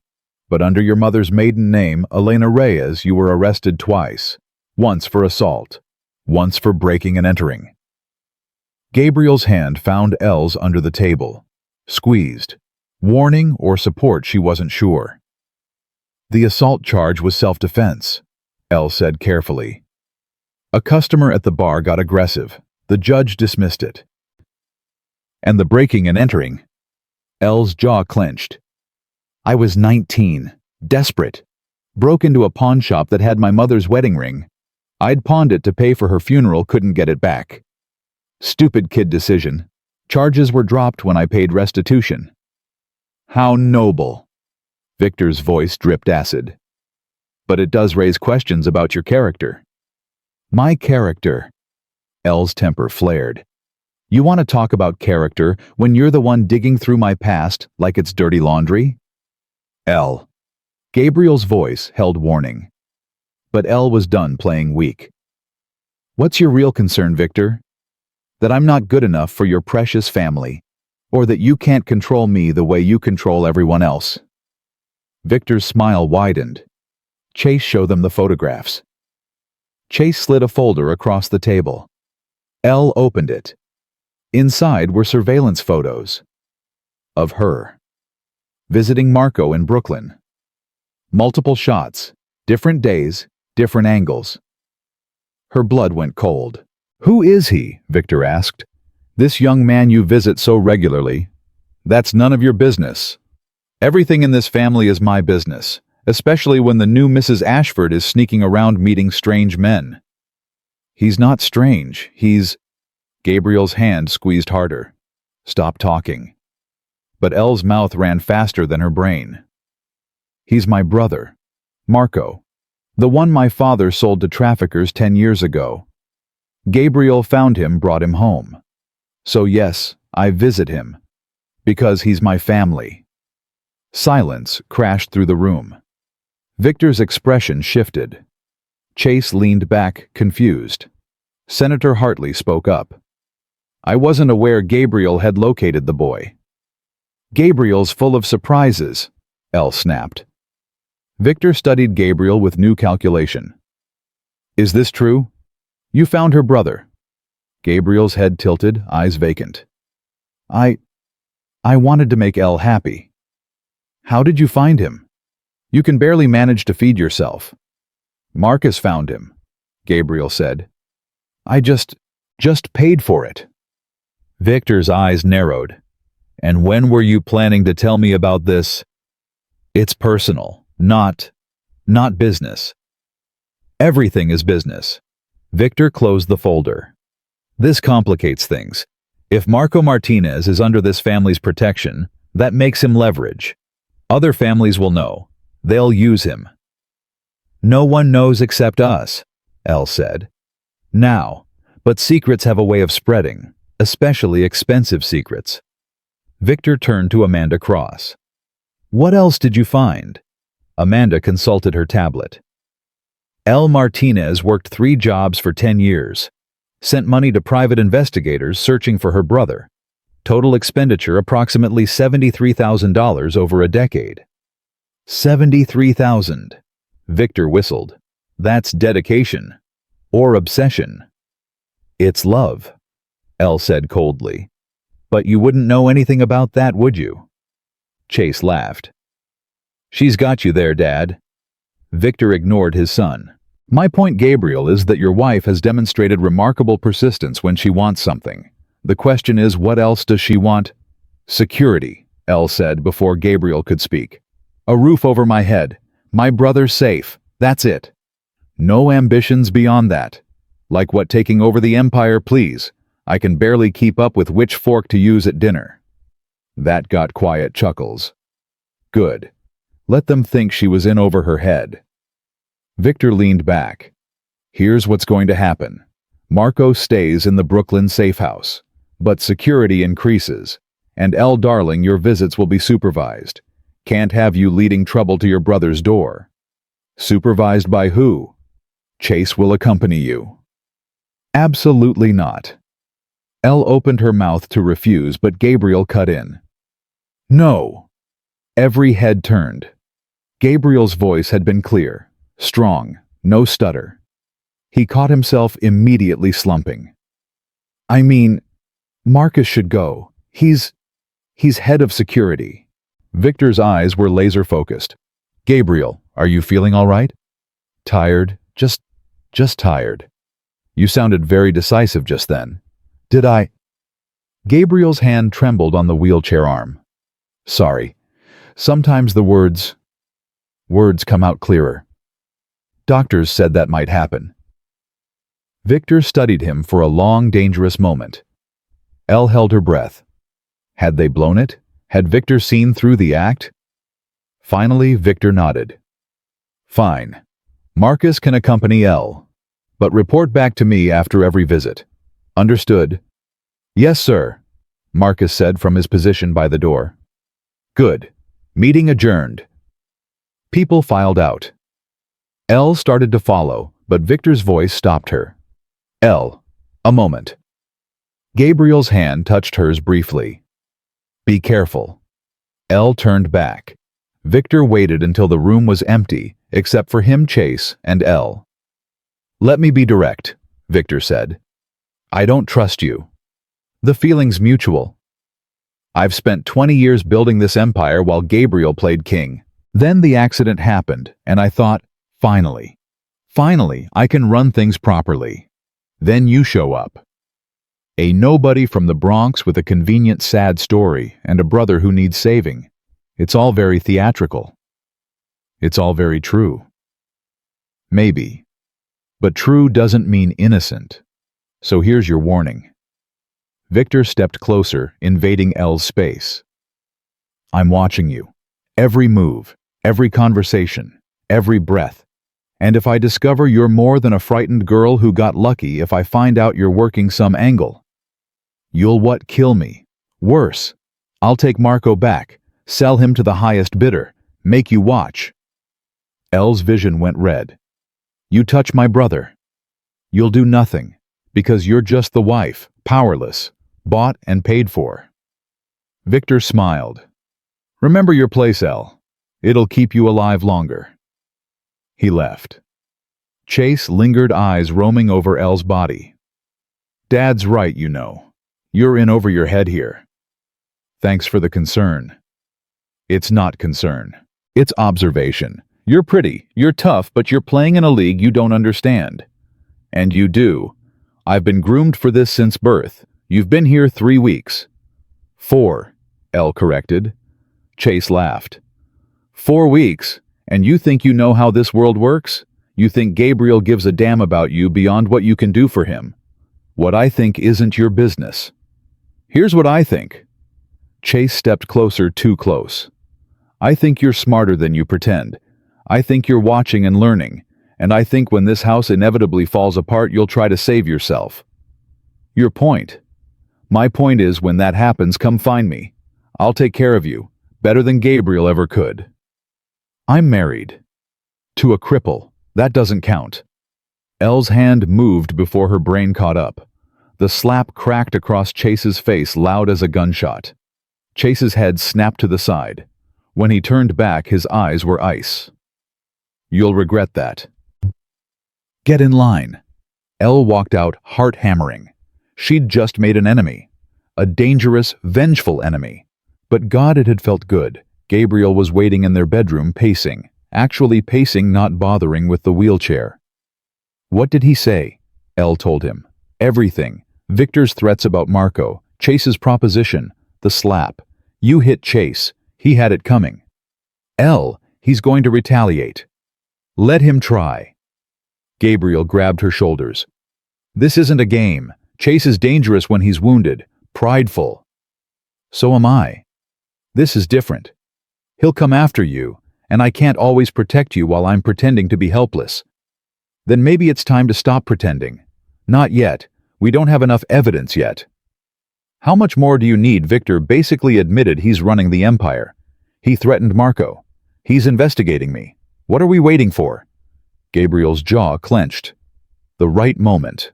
The perfect moment. When everyone's gathered, when all the evidence is laid out, when there's no escape. If I move too soon, Victor runs. Takes his allies. We get some justice, but not all of it. And if we wait too long, he kills us first. I know the risk. Do you? Because from where I'm standing, you're gambling with my brother's life. Gabriel flinched like she'd slapped him. You think I'd let anything happen to Marco? I think you're so focused on perfect revenge that you're forgetting people can die while you're planning. That's not fair. None of this is fair, but it's true. They stood there inches apart, anger and fear and frustration crackling between them. Finally, Gabriel exhaled. 2 weeks. Give me 2 more weeks to gather the last pieces. Then we move. What pieces? Financial records. Proof Victor's been skimming. Proof he ordered the car bomb. Proof Senator Hartley and Morrison and the others are complicit. I need all of it ironclad before I stand up and burn his world down. And if something happens before 2 weeks, then we improvise. But I promise Marco is safe. I've got guards on him 24/7. Victor can't touch him without me knowing. Wanted to believe him. Wanted to trust that Gabriel had thought of everything. But Victor had survived this long by being smart, by being patient, just like Gabriel. And when 2 patient predators circled each other, someone always blinked first. That night, called Marco from the encrypted phone. You okay? His voice was worried. Marcus told me about the meeting. I'm fine. Are you okay? Has anyone suspicious been around? 2 new guards showed up this afternoon. Marcus's people, he said. But I'm scared. If Victor knows about me, he won't touch you. I won't let him. How are you going to stop him? Good question. Didn't have an answer. Just trust me, okay? And Marco, if anything weird happens, if anyone tries to approach you, call me immediately. Don't wait. You sound like you're expecting something. I'm expecting Victor to be Victor, smart and ruthless. Maybe you should get out, take the money Gabriel offered and run. I'm not leaving you. I'm safe here. You're the one in danger. I can handle it. You don't have to save me again. You already did. If staying with Gabriel puts you at risk, I'm not having this conversation. I'm staying. End of discussion. Silence. Then Marco sighed. You care about him. Gabriel. Don't you? Elle's throat tightened. It's complicated. That's what you keep saying, but it's not complicated. Either you love him or you don't. I barely know him. You know him well enough to risk your life for his revenge plan. That's not nothing, Elle. She couldn't argue, because Marco was right. Somewhere between the chess games and the strategy sessions and the late-night conversations, Elle had stopped seeing Gabriel as a means to an end. She'd started seeing him as someone worth fighting for. Get some sleep, Elle said. I'll call you tomorrow. After hanging up, Elle found Gabriel in his study surrounded by papers. Financial records, photos, documents. His black ledger open on the desk. Come look at this, he said without turning around. Elle joined him. He pointed to a bank statement. Victor's been transferring money to an offshore account, $2 million at a time, for 3 years. How much total? $43 million. Elle whistled. That's not skimming. That's theft. It's enough to bury him, but I need proof he ordered the car bomb. Everything else is just money. The bomb is attempted murder. How do you prove that someone ordered it, someone paid for it? Money leaves trails. I just need to find the right trail. What about the bomber? Is he still alive? Gabriel shook his head. Killed in a police shootout 6 months after my accident. Convenient. Victor cleaned up loose ends. That's my guess. But someone helped plan it. Someone gave the bomber my route, my schedule, my routine. Someone inside this house. Elle's blood chilled. You think there's a spy? I know there is. I've just been trying to figure out who. Not Marcus. No, Marcus almost died pulling me out. It's not him. Who then? Gabriel leaned back, rubbed his eyes. That's the question that's been keeping me up for 3 years. L studied the papers spread across his desk. Bank statements, phone records, meeting schedules. Gabriel had been building this case meticulously, piece by piece. What about Helen? L asked. Gabriel's head snapped up. The housekeeper. Why? She told me something. Week 1. Said she heard Victor on the phone the night of the bombing. Said he sounded pleased. Why didn't you mention this before? I thought you knew. I thought Marcus had told you. Marcus didn't know. Helen never said anything. Gabriel grabbed his phone, dialed. Marcus, bring Helen to my study, now. I don't care if she's sleeping, now. He hung up. Looked at Elle with something close to hope. If Helen heard Victor on the phone, if she can testify to what she heard, that's the connection I need. 10 minutes later, Marcus arrived with a terrified Helen in her nightgown and robe. Mr. Ashford, I'm sorry, I don't understand. Helen, sit. Gabriel's voice was clear, commanding. No pretense of weakness. I need you to tell me about the night of my accident, 3 years ago. What did you hear? Helen's eyes widened at Gabriel's perfect speech, his intensity. Sir, The truth, Helen, please. Lives depend on it. Helen's hands twisted in her lap. I heard Mr. Sterling on the phone in his office, late, around midnight. You'd left for your meeting an hour before. What did he say? He said, it's done. He won't survive this. Then he listened for a moment and said, make sure there's nothing left to trace. And then he laughed. Gabriel's hands clenched. You're sure those were his words? I'm sure. I've heard them in my nightmares for 3 years. Why didn't you tell anyone? Helen's eyes filled with tears. Because I was scared. Because Victor Sterling is a powerful man, and I'm just a housekeeper. Because I have 3 grandchildren, and I didn't want them to lose their grandmother. I'm sorry. I'm so sorry. I should have been braver. Gabriel's expression softened. You're being brave now. That's what matters. What happens now? Now you write down everything you remember, every word, every detail, and you sign it. Will I be safe? I'll make sure of it. Marcus will move you and your grandchildren tonight. Safe house, protection until this is over. Helen nodded, tears streaming. Mr. Ashford, I'm glad you survived. Your father would be proud. After Helen left with Marcus to write her statement, Elle and Gabriel sat in silence. You have it, Elle said finally. The proof, Victor's voice on Helen's testimony plus the financial records. You can move now. Almost. I want to record him. Get him to admit it. How? Gabriel's smile was sharp. By making him angry. Angry people make mistakes. That's dangerous. Everything about this is dangerous, but I'm done waiting, Elle. You were right earlier. 2 weeks is too long. We move in 3 days. 3 days.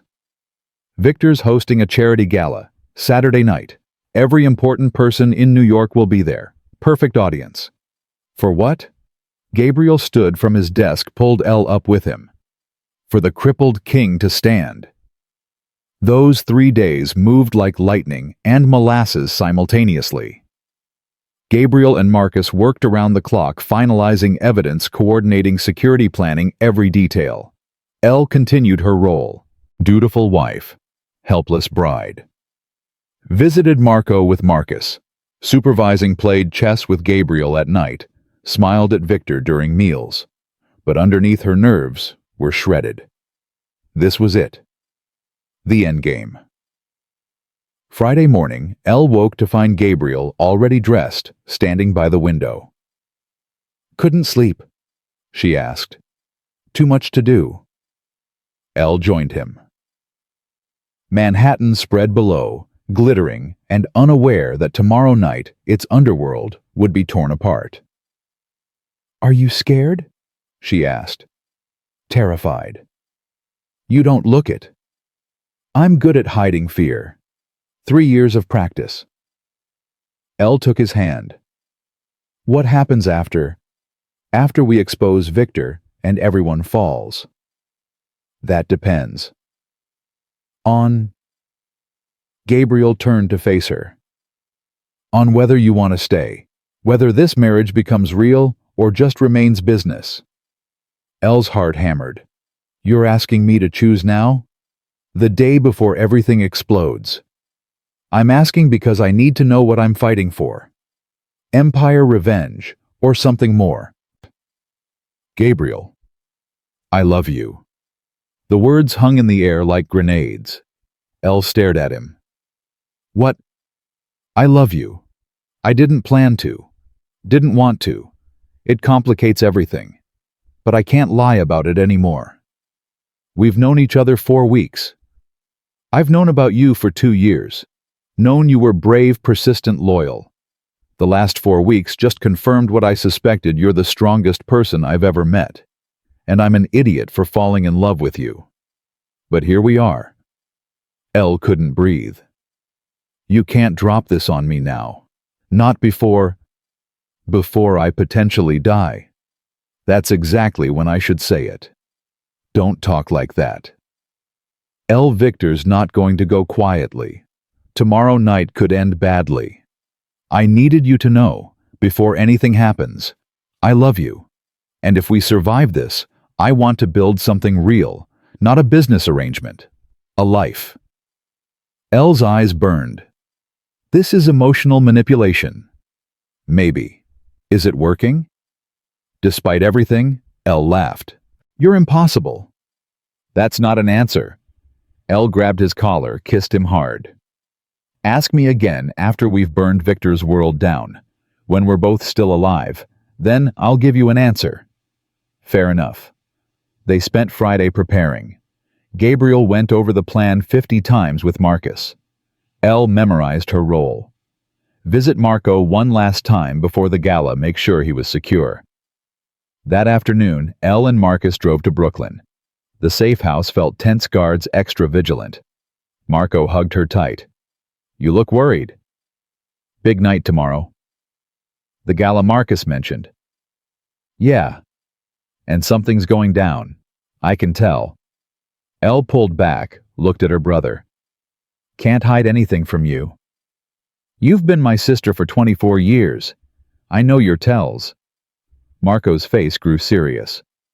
Elle, whatever you're planning with Gabriel, be careful. These people don't play fair. Neither do we. Promise me something. If it goes bad, if you need to run, run. Don't worry about me. Save yourself. I'm not leaving you again. And I'm not losing you, so promise. Please. Elle hugged him again, holding tight. I promise. It was a lie. She wouldn't run, wouldn't abandon Gabriel or Marcus or any of this, but Marco needed to hear it, so she said it. Back at the manor, twilight was falling. Tomorrow night would change everything. Elle found Gabriel in their bedroom, sitting on the edge of the bed. Marco's safe, she said. Good. Elle sat beside him. Talk to me. What are you thinking? That tomorrow night, I'll either reclaim my life or lose it entirely. No middle ground. We could still run. Take the evidence to the FBI, let them handle it. Victor owns half the FBI. No. This ends tomorrow. My way. Our way, Elle corrected. Gabriel looked at her gray eyes intense.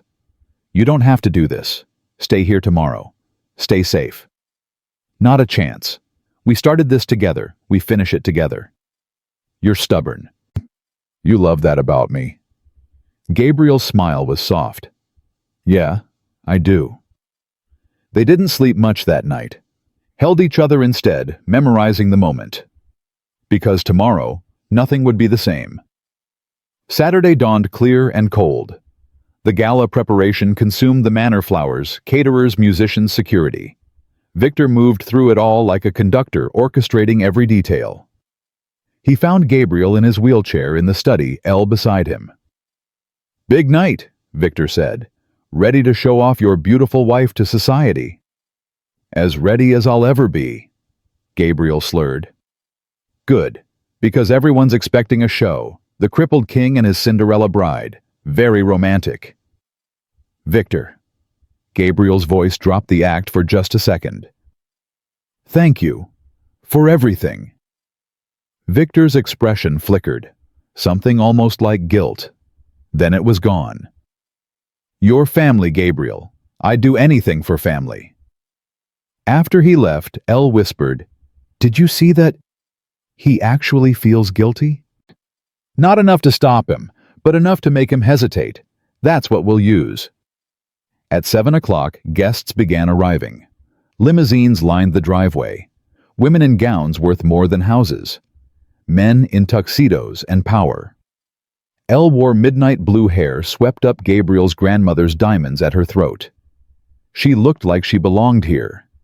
Gabriel sat in his wheelchair, freshly shaven, expensive suit hiding the strong body underneath. They greeted guests together, smiled, played their roles. At 8:30, Victor called for everyone's attention. Speech time. Ladies and gentlemen, thank you for joining us tonight.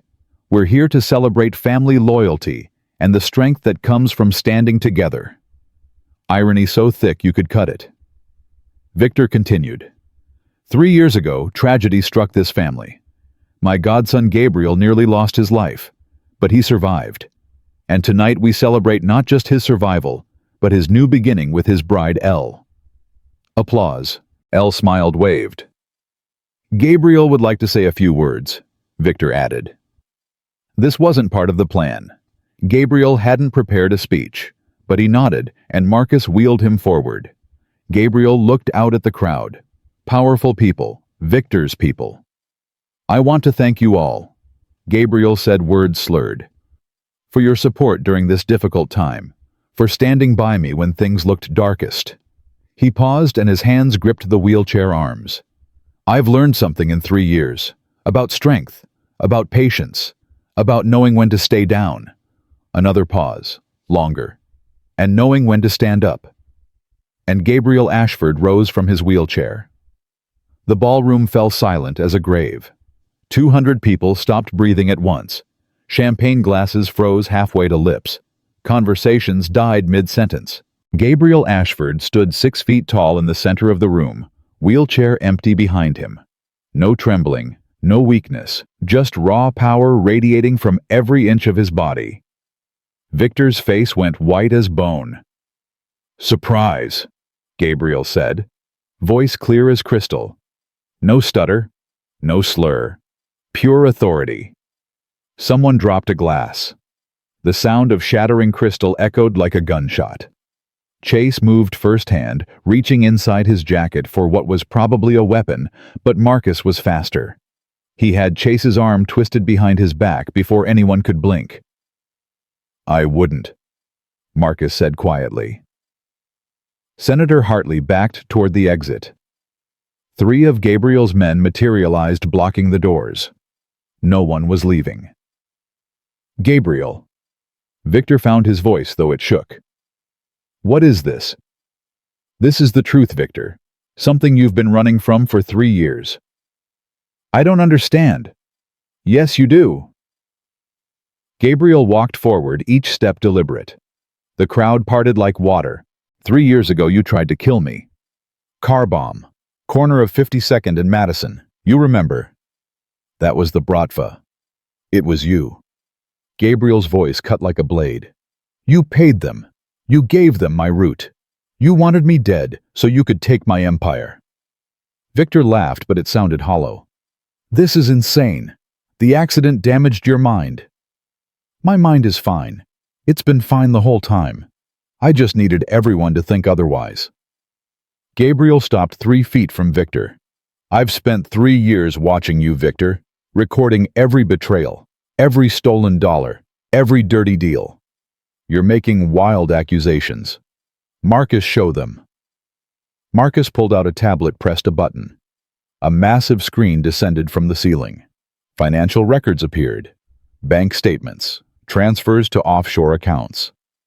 $43 million, Gabriel said. Stolen from Ashford Holdings over 3 years. Your signature on every transaction, Victor. the crowd murmured, shock rippling through the room. This is fabricated, Victor said, but his voice cracked. Is it? Let's ask Morrison. The banker tried to bolt. 2 guards grabbed him. Tell them, Morrison, Gabriel called. Tell them how Victor had you cook the books, how he threatened your family if you didn't comply. Morrison's face crumbled. I'm sorry, Gabriel. I had no choice. He said he'd kill my daughter. Shut up, Victor snarled. Too late for that, Gabriel said. Tell me, Morrison, who ordered the car bomb. I don't know about any bomb. Yes, you do. You arranged the payment. $200,000 to a Bratva enforcer named Dmitry Volkov. Victor told you it was for a business deal, but you knew better, didn't you? Morrison's shoulders sagged. I suspected, but I didn't ask questions. I just moved the money. Where from? Victor's personal account. Gabriel turned back to Victor. Funny thing about murder for hire. Paper trails. Money always leaves tracks. This proves nothing, Victor said, but sweat beaded his forehead. I could have been paying for anything. Marcus, play the recording. A new audio file started. Helen's voice, clear and steady, reading her written statement. On the night of May 15th, 3 years ago, I heard Victor Sterling on the phone in his office. He said, "It's done. He won't survive this." Then, after a pause, "Make sure there's nothing left to trace." Then he laughed. The crowd erupted. Gasps, accusations, horror. Victor's face twisted. That housekeeper is lying. Helen's worked for my family for 20 years, Gabriel said. Never lied once. But let's say she's mistaken. Let's look at what happened after the explosion. The screen changed, showed a timeline. 1 day after my accident, you took control of the company. 1 week after you promoted Chase to VP. 1 month after you started moving money offshore. 3 months after Dmitry Volkov was killed in a police shootout. Very convenient. No witnesses. Coincidence. 6 months after my accident, you bought a mansion in the Caymans. Cash. $3 million. Where'd that money come from, Victor? Senator Hartley spoke up, voice shaking. Victor, tell me this isn't true. Tell me you didn't. Shut your mouth, Helen, Victor spat. It's Senator Hartley, actually, she said coldly. And I think I've heard enough. She pulled out her phone. Victor moved fast, knocking it from her hand. No one's calling anyone, Victor said. His mask was gone now. The friendly godfather had vanished, replaced by the monster underneath. Gabriel, you think you're clever. You think standing up and showing a few documents changes anything. It changes everything. It changes nothing, Victor's voice echoed. You're still weak. Still need your little bodyguard. Still need your wife to hold your hand. Don't. Gabriel's voice went deadly quiet. Don't bring Elle into this. Why not? She's part of it. Bought and paid for. Property. Elle stepped forward, had enough of standing silent. I'm nobody's property. Really? Your father sold you for $5 million. That's the definition of property. My father sold his daughter. I sold myself for my brother. There's a difference. Victor laughed. And where is this precious brother Marco, isn't it? Still in that safe house in Brooklyn. Ice flooded Elle's veins. How do you know that address? I know everything, sweetheart. I've known since day one where Gabriel stashed him. Gabriel's expression darkened. Victor, if you've touched Marco. I haven't. Yet. But I could. 1 phone call, 1 text.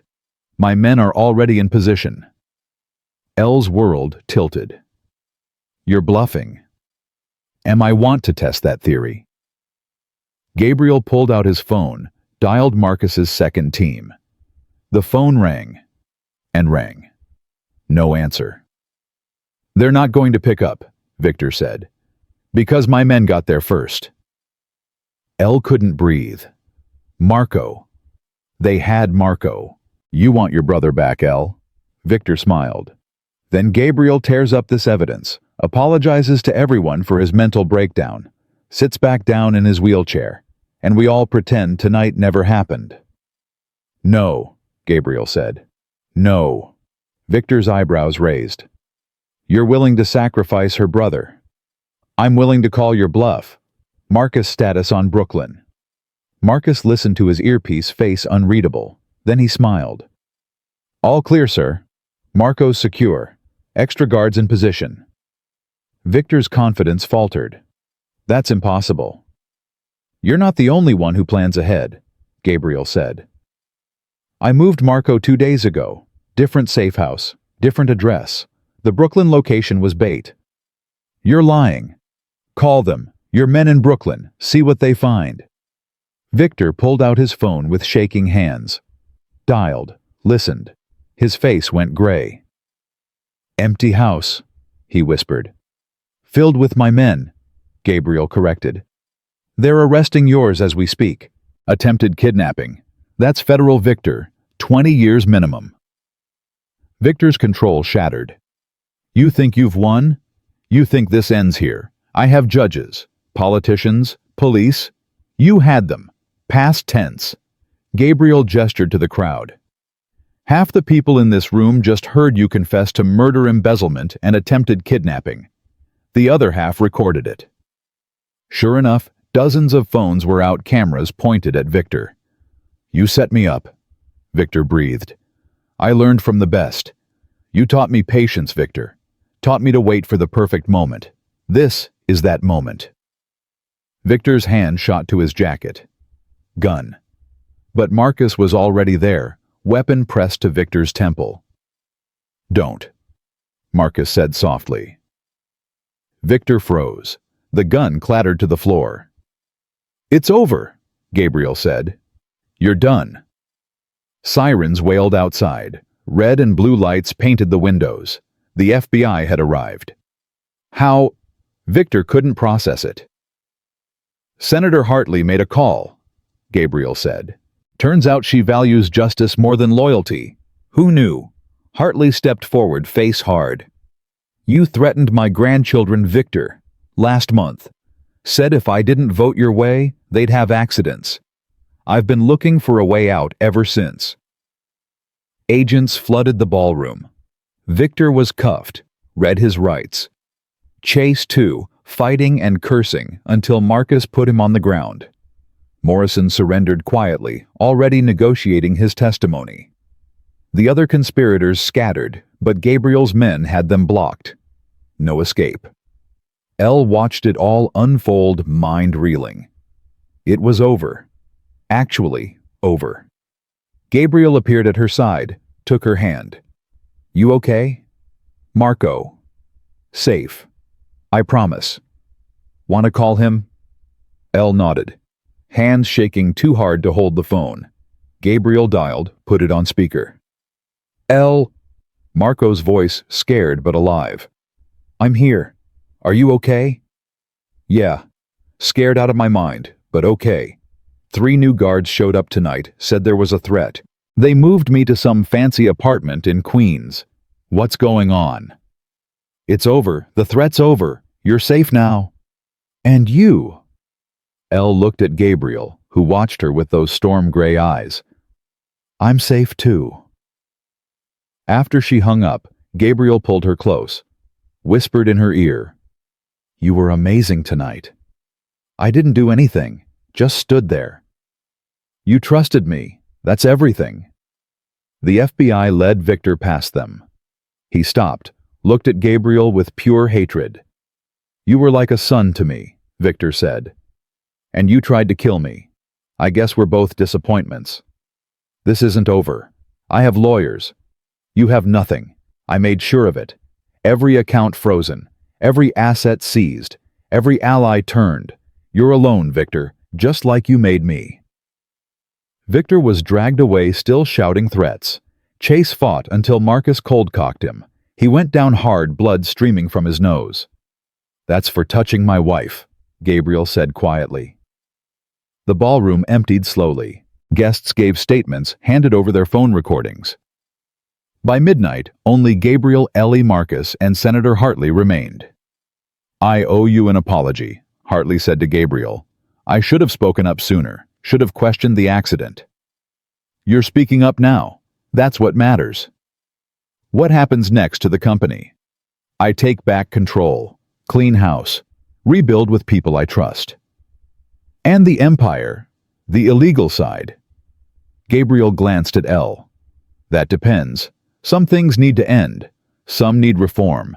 I'm still deciding." Hartley nodded. "For what it's worth, your father would be proud. He always said you had more integrity than sense." Looks like he was right. After she left, Marcus approached. "Sir, the house is secure. All of Victor's people are in custody or fled. We're clear." "Thank you, Marcus, for everything. Just doing my job." "It's more than a job. You saved my life 3 years ago. Saved it again tonight." Marcus's scarred face softened. "You're a good man, Gabriel. Your father knew it. I know it. Now everyone else does too." He left, giving Gabriel and Elle privacy. They stood in the empty ballroom, surrounded by abandoned champagne glasses and wilted flowers. Evidence of a party that became a reckoning. "So," Elle said, "you did it. Destroyed Victor. Reclaimed your empire. You got everything you wanted." "Not everything." "What's missing?" Gabriel turned to face her fully, took both her hands. "You. I don't just want you as an ally or a partner or a wife in name only. I want you, really want you, for the rest of my life." Elle's heart hammered. "Gabriel, I know we barely know each other. I know this started as business. I know I manipulated you, used Marco to buy your loyalty. Stop." "Stop?" Elle stepped closer. "Stop apologizing. Stop explaining. Just ask." Gabriel's breath caught. "Elle Martinez. Elle Ashford, will you stay married to me? Not because of debts or deals or brothers or empires. Because you want to. Because you love me." "That's 2 questions. Answer the first one first." Elle pretended to consider, though her answer had been yes for weeks now. "I'll stay married to you on one condition." "Name it." "Marco comes home, lives here with us, finishes his degree, gets his life back. I'm not giving up my brother again." "Done. What else?" "No more secrets, no more games. If we're doing this for real, I need honesty." "I can do that." "And third condition, you let me help run things. I didn't survive 3 jobs and 10 years of hell to be a trophy wife." Gabriel's smile was pure sunshine. "I was hoping you'd say that. I need someone I trust. Someone smart and ruthless and loyal." "Careful, I might take over." "I'm counting on it." Elle pulled him close, kissed him long and deep. When they broke apart, both breathless, Gabriel whispered, "Is that a yes?" "That's a hell yes." They stood there holding each other in the ruins of Victor's empire, building something new from the ashes. 3 months later, Elle woke in their bedroom, really theirs, now not just a shared space, to find Gabriel already awake watching her. "Creepy," she said. "Beautiful. Flatterer. Honest." Marco's voice echoed from downstairs, arguing with the cook about breakfast. He'd moved into the manor, enrolled at Columbia, studying social work like he'd dreamed. He and Gabriel had formed an unlikely friendship, bonding over chess and dark humor about their respective traumas. Elle's phone buzzed. Text from Marcus. "Board meeting at 10. Morrison's testifying against Victor today. Thought you'd want to know." Victor's trial had been brutal and public. Every crime exposed. Every betrayal documented. The prosecution was seeking life without parole. Chase had taken a plea deal 20 years in exchange for testimony. He'd be old when he got out, if he survived prison. Elle had visited him once against Gabriel's wishes, sat across from him in the visiting room and said 6 words. "I told you I'd make you pay." Chase had just stared, broken and defeated. She never went back. "What are you thinking about?" Gabriel asked, now trailing fingers down her arm. How much has changed? 3 months ago I was working 3 jobs and searching for my brother. Now I'm married to a crime lord living in a mansion and helping run an empire. Former crime lord. We're legitimate now. Mostly legitimate. Mostly, Gabriel agreed. Some things can't be completely clean. But we're working on it. They'd restructured the company, cut ties with illegal operations, invested in legitimate businesses. It was slow work, but necessary. Elle had taken charge of the charitable foundation, using Ashford money to fund programs for trafficking victims. Her first project, a safe house for survivors, named it after their mother, Maria's place. Marco had cried when she told him. Gabriel, Elle said now. Back at the gala, you asked me a question. 2 questions, actually. I remember. I answered the first one, never answered the second. Gabriel went still. I noticed. You asked if I love you. And? Elle met his eyes. Those storm-gray eyes that had first seen her as a chess piece, then as a partner, finally as the woman he couldn't live without. Yes, she said simply. I love you. I love your patience and your ruthlessness, and the way you gave me back my brother. I love that you pretended to be broken while planning the perfect revenge. I love that you're terrifying and gentle at the same time. I love you. Gabriel's smile could have lit the city. Took you long enough? I'm worth the wait. Yes, you are. He kissed her, and Elle kissed back, and downstairs Marco yelled that breakfast was ready, and life was messy and complicated and nothing like the fairy tale she'd dreamed of as a girl. It was better, because fairy tales were about princes rescuing princesses. But Elle's story was about a woman who rescued herself, found a king who'd been playing dead, and together they'd burn down an empire just to build a better one. That afternoon, Elle visited Victor in prison. Gabriel had tried to talk her out of it, but she needed closure. Victor looked older, grayer, broken. Prison had stolen his polish. Come to gloat, he asked through the glass partition. No, come to understand. Understand what? Why? You had everything. Gabriel trusted you. Why betray him? Victor was quiet for a long moment. Because I was tired of being second. Tired of building an empire for someone else's son. Tired of watching Gabriel get credit for my work. So you tried to kill him. I tried to take what should have been mine. Gabriel was weak, soft, too much integrity for this business.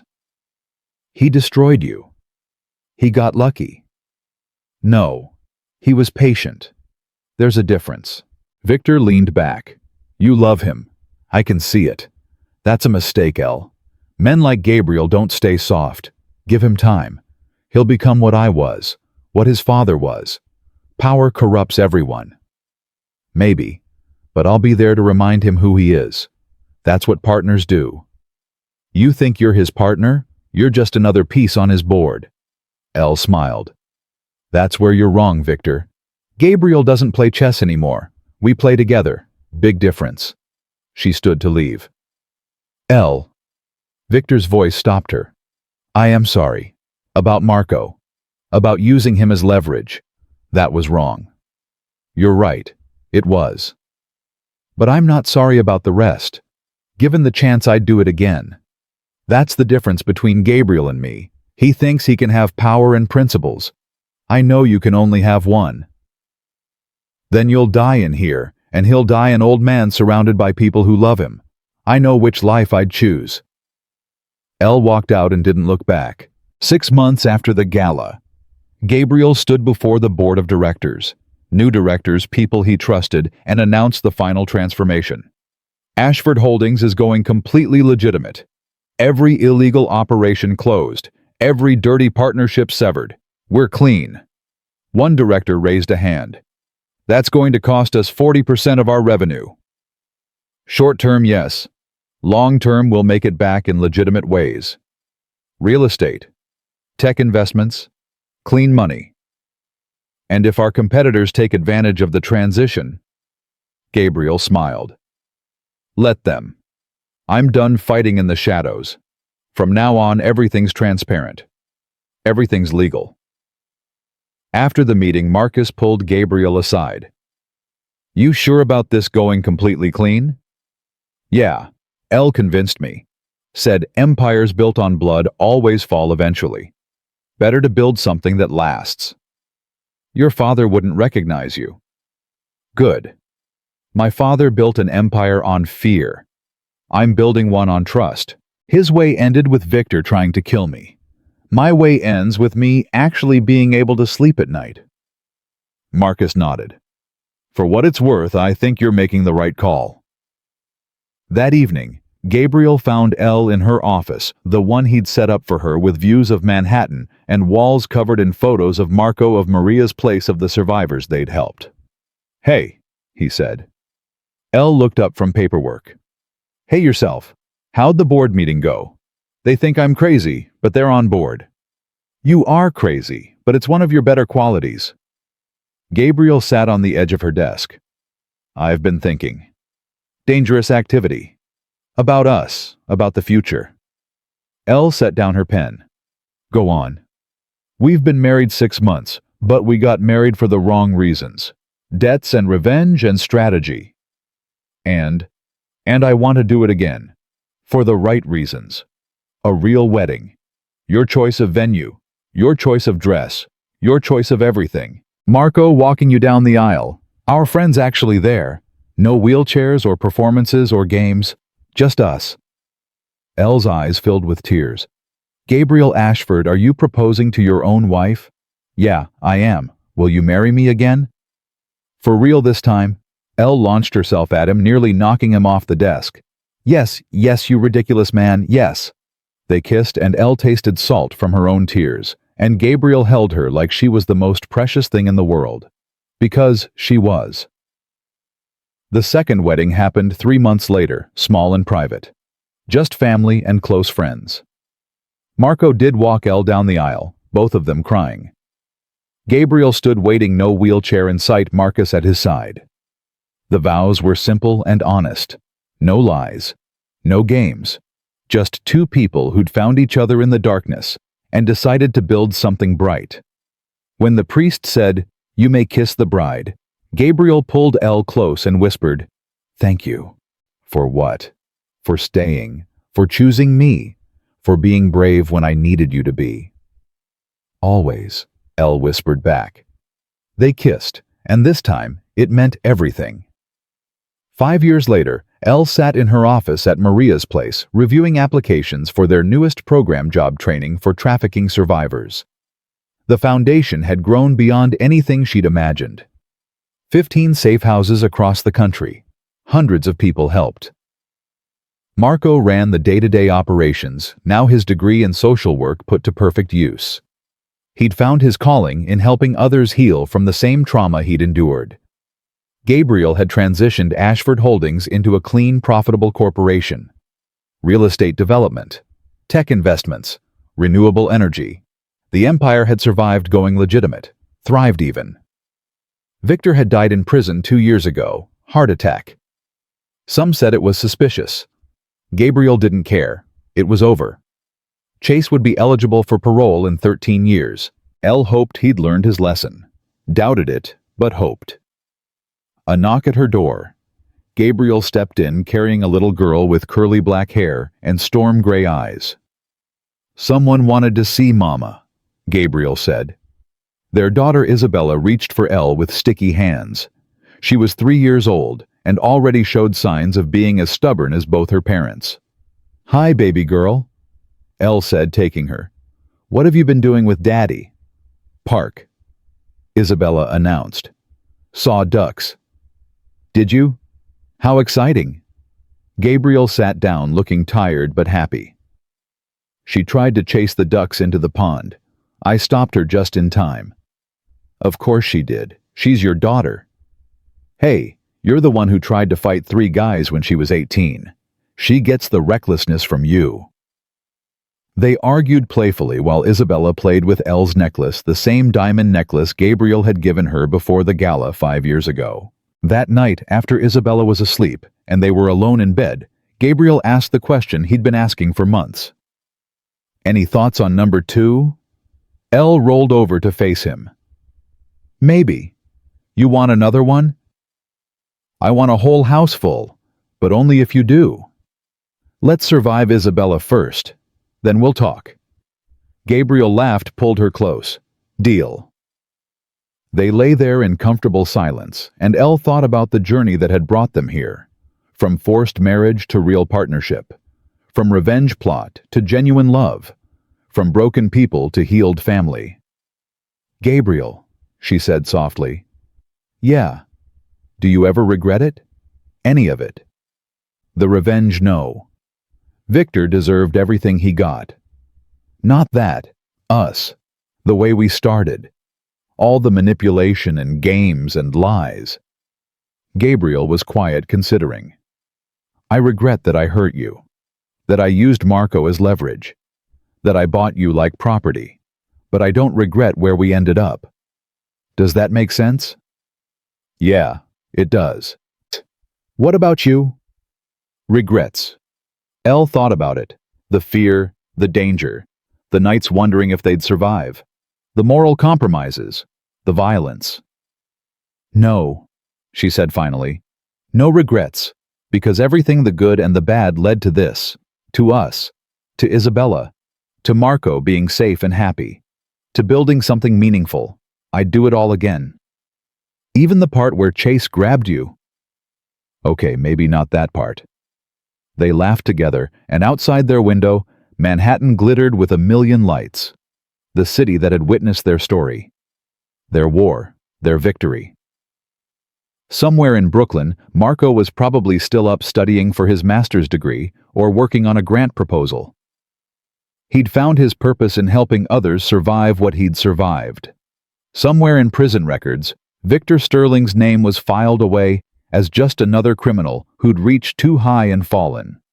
History would forget him, but history would remember Gabriel Ashford, not as the crippled king, not as the crime lord who pretended to be broken, but as the man who'd taken a corrupt empire and transformed it into something good.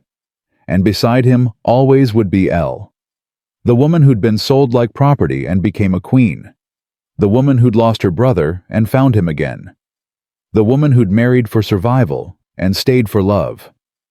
Their story wasn't a fairy tale. It was better than that. It was real. Messy and complicated and hard-won and absolutely completely theirs. Gabriel's breathing evened out sleep claiming him.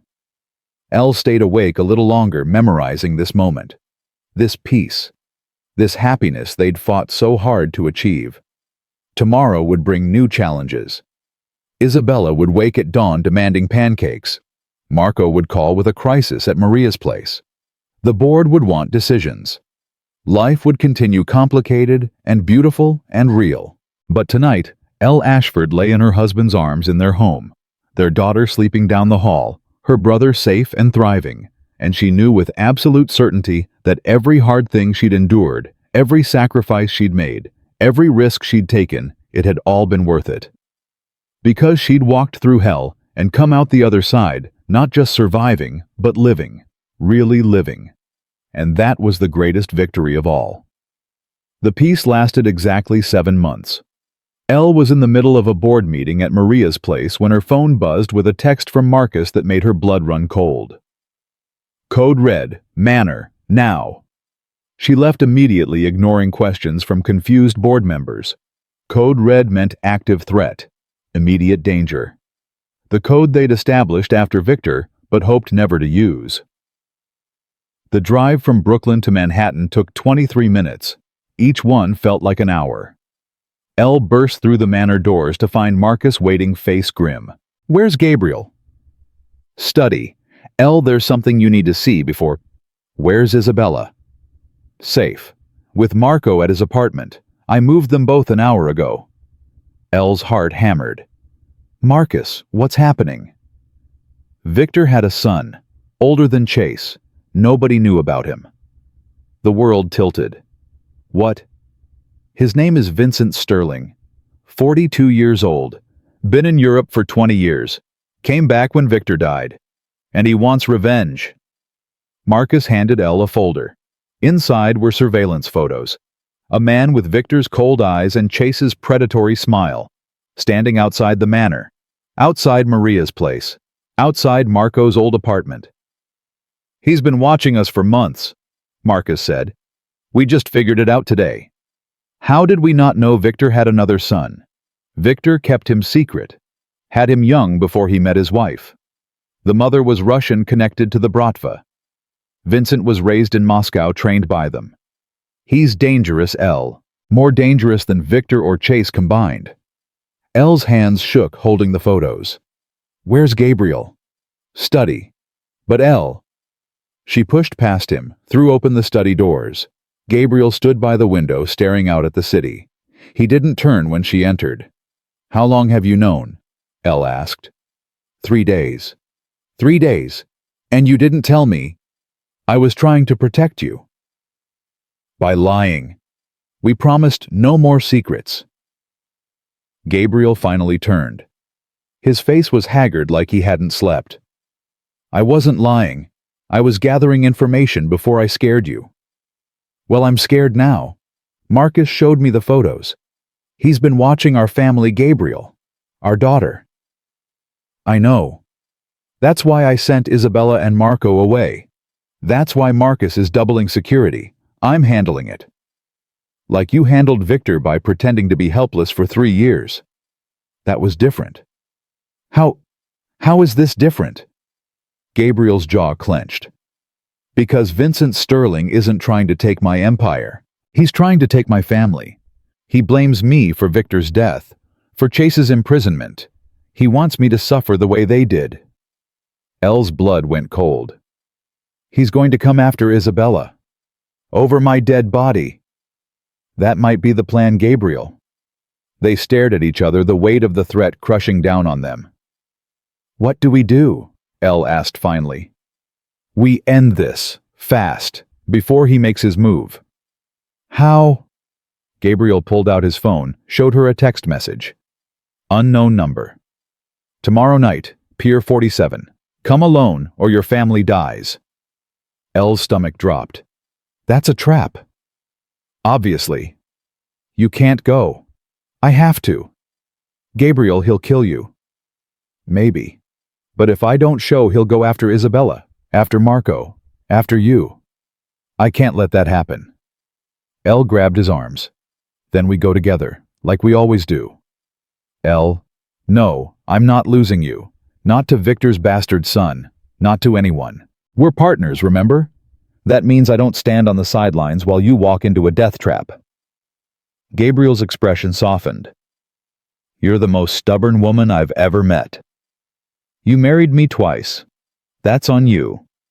Despite everything, Gabriel smiled, pulled her close. "Okay, we do this together, but we do it smart."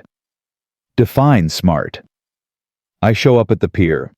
You and Marcus provide overwatch from a distance. At the first sign of trouble, you call the FBI. The FBI takes too long.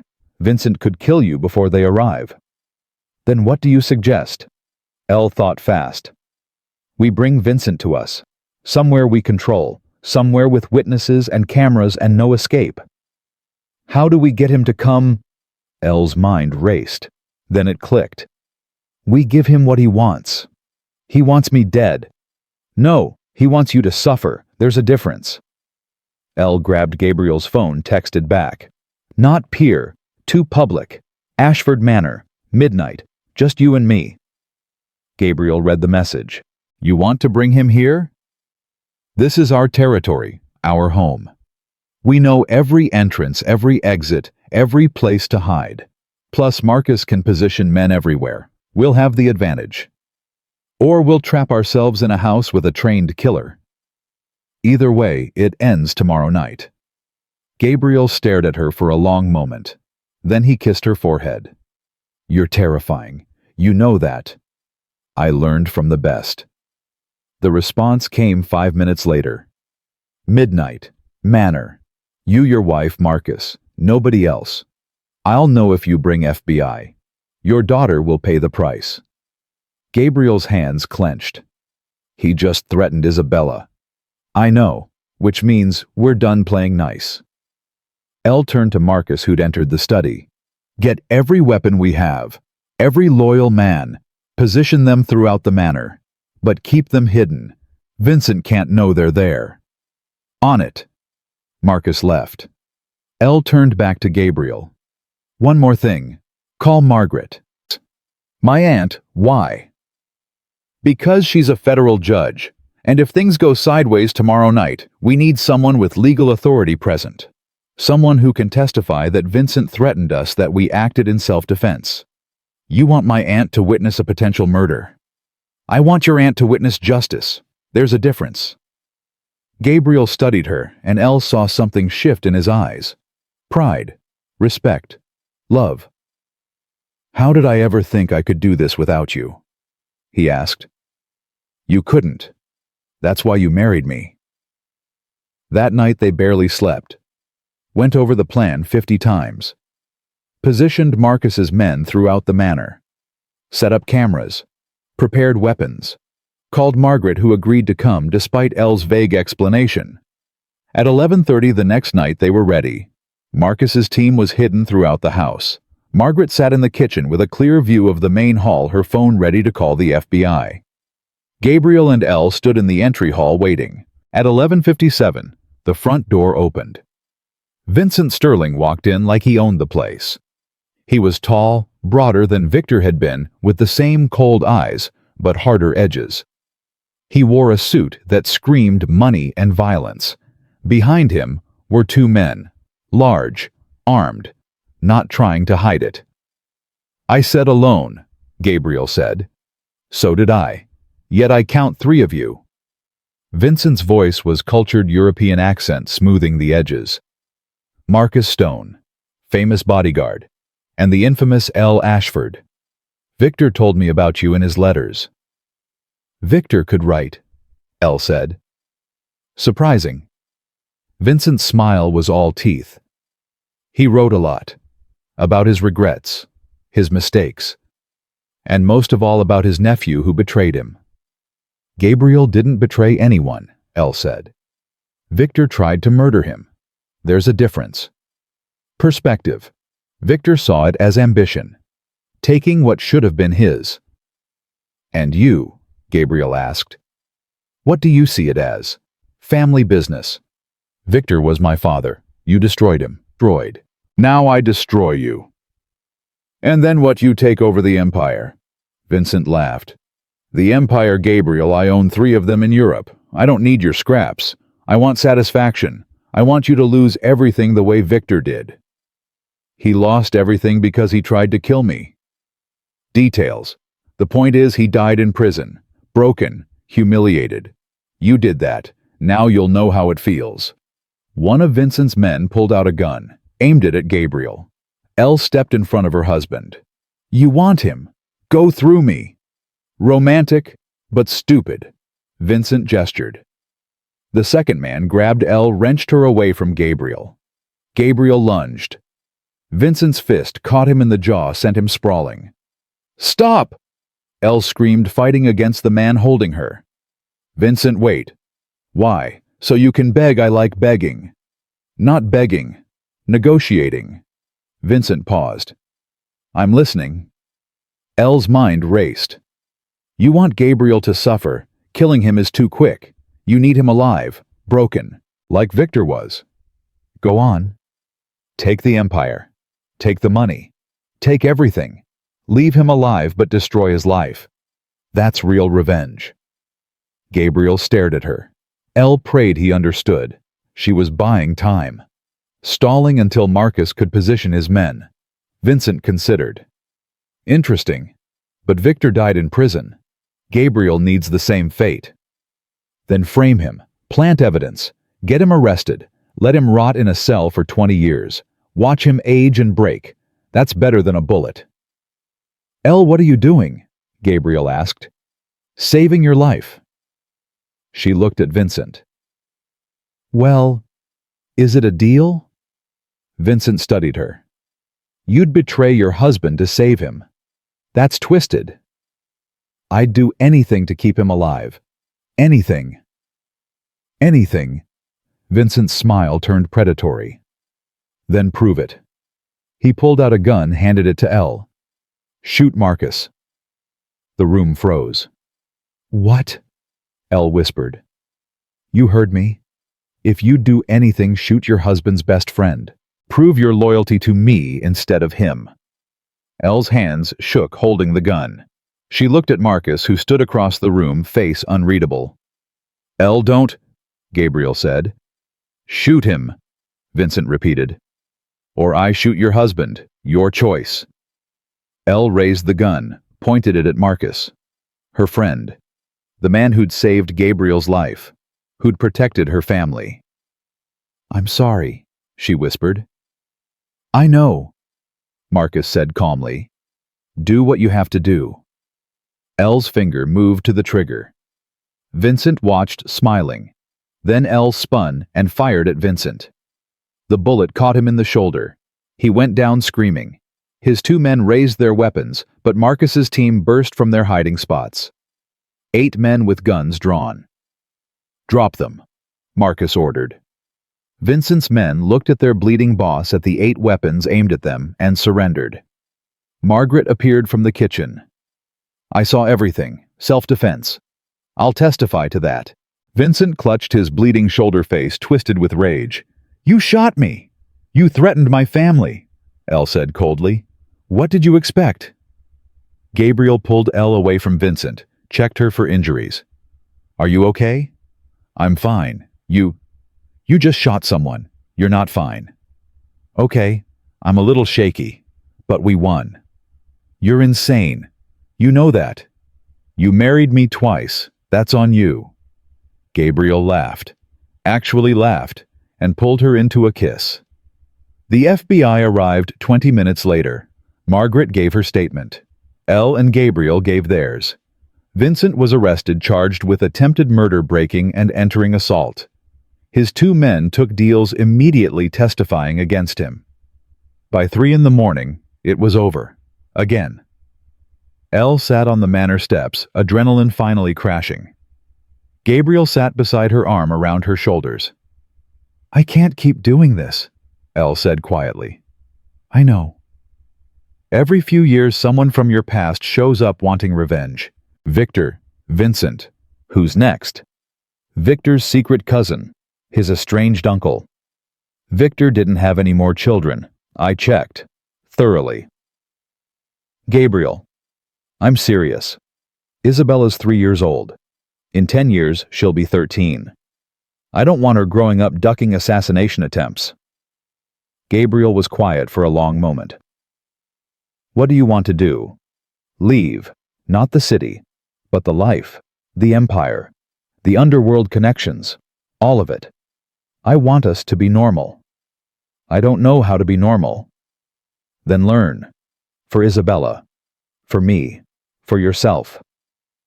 Gabriel looked at the manor, the symbol of his family's power for 3 generations. My father built this. My grandfather before him. And they're both dead. That legacy ends now. Let's build a new one. What kind? The kind where our daughter doesn't have to shoot anyone to protect her family. Gabriel pulled Elle closer. Okay. Okay. Okay, we'll sell the manor. Sell the company. Keep enough money to be comfortable, but get rid of the rest. Start fresh. You'd really do that? Give up everything. I'd give up the world for you. A house and a company is nothing. Elle kissed him. I love you. I love you more. Not possible. They sat there as dawn broke over Manhattan, planning their escape from the life that had defined them. 6 months later, Elle stood in the backyard of their new house in Connecticut. Normal size, normal neighborhood, normal life. Isabella ran through the grass chasing butterflies. Marco visited every weekend, driving up from the city where he now ran Maria's place full-time. Gabriel had taken a teaching position at Yale. Business ethics, ironically. His students had no idea their mild-mannered professor had once run a criminal empire. Elle had written a book. a memoir about surviving trafficking, searching for lost family, and building something meaningful from ashes. It had become a bestseller. The movie rights sold for an obscene amount of money they donated to trafficking prevention programs. Marcus had retired too. He'd bought a cabin in Maine, spent his days fishing and reading. He called once a month to check in, making sure they were safe. Margaret visited often, bringing gifts for Isabella and legal advice for Gabriel's legitimate business ventures. The manor had sold to a tech billionaire who'd turned it into a museum. Gabriel's family history was now a tourist attraction. He found that hilarious. They were normal now, as normal as two people with their history could ever be. But sometimes, late at night, Elle would wake to find Gabriel standing at the window, staring out at the quiet Connecticut street. "Regrets?" she'd ask. "Never. Just remembering.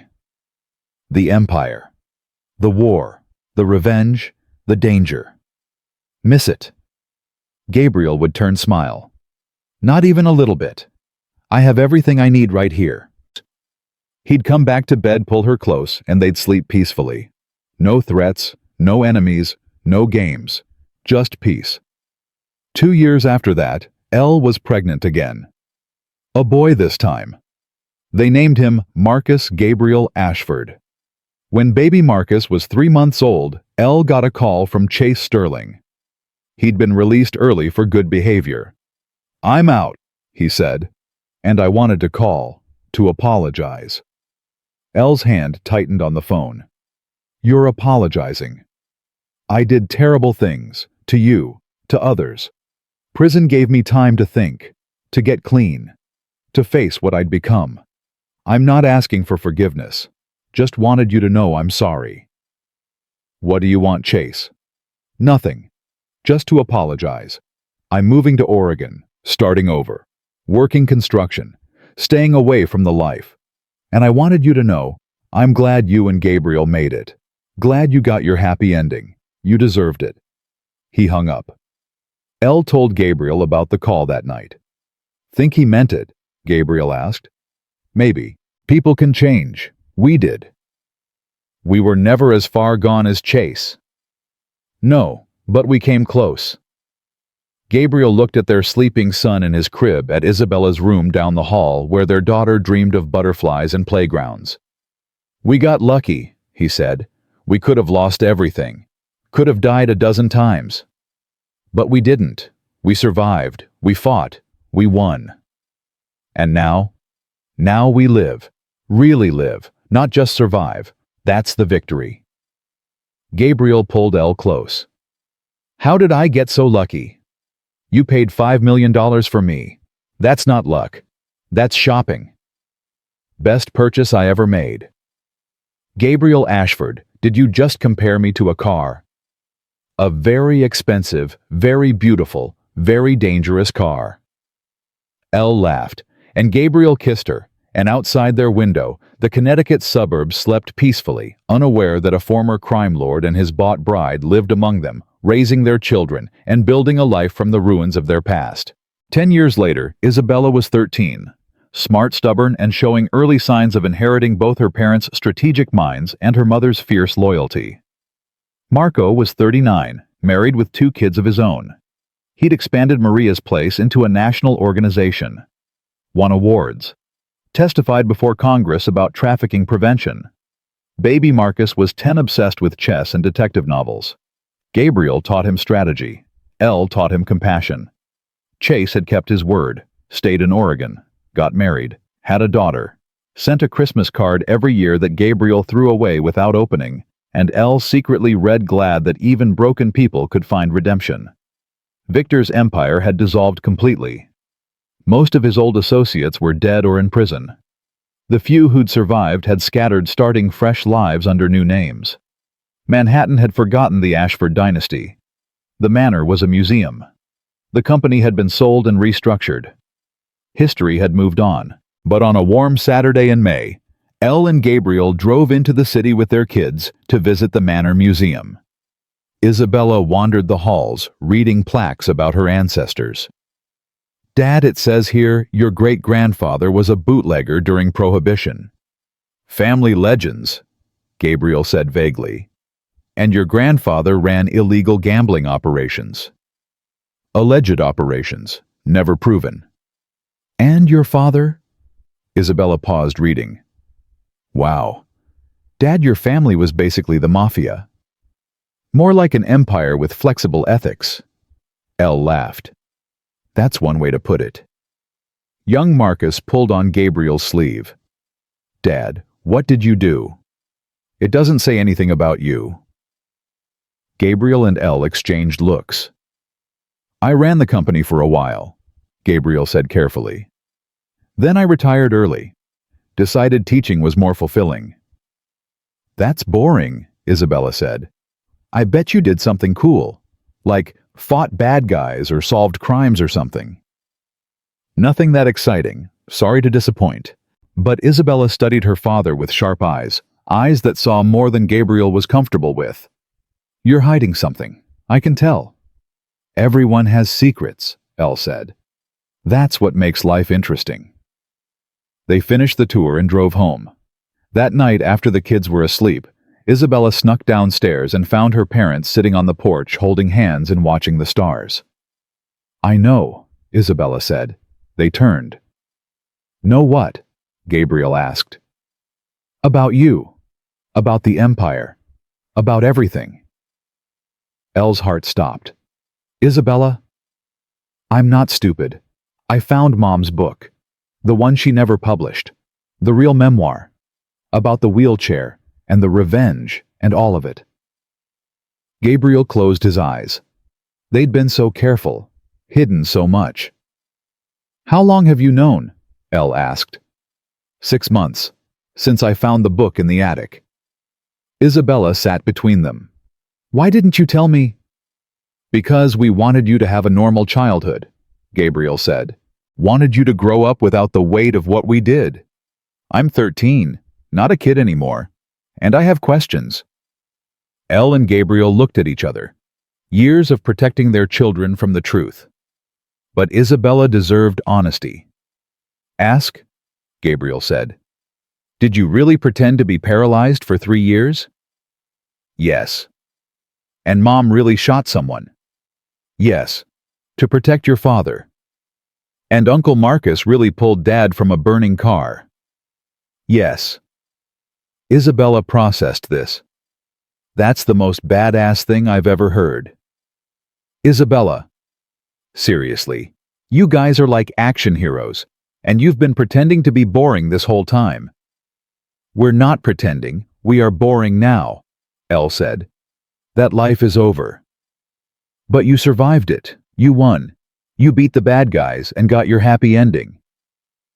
We got lucky, Gabriel said. Many times, we could have died, could have lost everything. Don't romanticize it, Isabella. It was survival, not adventure. But you did survive. That's the point. You were strong enough and smart enough and brave enough, together. Elle smiled despite herself. You sound like me at your age? Good. Mom, you're my hero. Both of you are. You took terrible situations and made them better. You saved Uncle Marco. You built Maria's place. You helped hundreds of people. That's not boring. That's amazing. Gabriel pulled Isabella close. When did you get so wise? I have good teachers. They sat there 3 generations of survival and strength under Connecticut stars that had witnessed their journey from desperate beginnings to hard-won peace. So what do we do now? Isabella asked. Now that I know. Now you keep the secret, Elle said. Your brother's too young, and the world doesn't need to know. We're just a normal family. Normal families are overrated. Maybe, but they're safer, and we've earned safe. Isabella nodded. Okay, I'll keep the secret, but someday when I'm older, tell me everything, all the details. I want to know how you did it, how you survived. Why? Gabriel asked. Because if you could survive all that and still build something good, maybe I can too. Whatever life throws at me. Elle's eyes filled with tears. You're going to be incredible, Isabella. I learned from the best. Years continued to pass. Isabella went to college, studied psychology, wanted to help trauma survivors like her mother had. Young Marcus became a lawyer, specialized in prosecuting trafficking cases. Both children knew their parents' history now. Both had chosen to build on that foundation to create justice from past pain. Elle and Gabriel grew older together. Gray hair, laugh lines, the comfortable intimacy of people who'd been through hell and chosen each other anyway. On their 20th anniversary, counting from the forced wedding, not the real one, they sat on their porch in Connecticut watching the sunset. "Remember when you offered me $100,000 to run?" Elle asked. "You threw it back in my face. Best decision I ever made." "Second best. First was marrying me." "You forced me to marry you." "Details." Elle laughed. 20 years. Can you believe it?" "Barely. Feels like yesterday I was sitting in that wheelchair planning revenge. And now I'm an old man who teaches business ethics and plays chess with his grandkids." Elle raised an eyebrow. "Marco doesn't have kids yet." "He will, eventually. I'm planning ahead. Always strategizing. Can't help it. It's who I am." Elle took Gabriel's hand. 20 more years. At least, I'm not done with you yet." "Good, because I'm not done with you either." They kissed, and the sun set over Connecticut, painting the sky in shades of gold and red colors of fire, of transformation, of two people who'd been forged in flame and emerged stronger. The story of Gabriel and Elle Ashford became family legend, whispered at holiday dinners, told to wide-eyed grandchildren who could barely believe their boring grandparents had once been warriors. But the truth was simpler and more profound than legend. They were two broken people who found each other in darkness, who chose courage over fear, who built trust from betrayal, who transformed pain into purpose. They were proof that your beginning doesn't determine your ending. That weakness can be strength. That patience is power. That love, real love hard-won and tested, can survive anything. And when Gabriel Ashford finally died at 83, surrounded by family in that Connecticut house, his last words were simple. "Best $5 million I ever spent." Elle, 76 and still stubborn, held his hand and replied, "Best investment you ever made." Gabriel smiled. "I love you. I love you more." "Not possible." And then he was gone. Elle lived 5 more years, wrote another book, watched Marco's kids graduate college, danced at Isabella's wedding, met her great-grandchildren. When she died peacefully in her sleep at 81, her children found a letter addressed to anyone who reads our story. It said simply, "We were not heroes. We were survivors.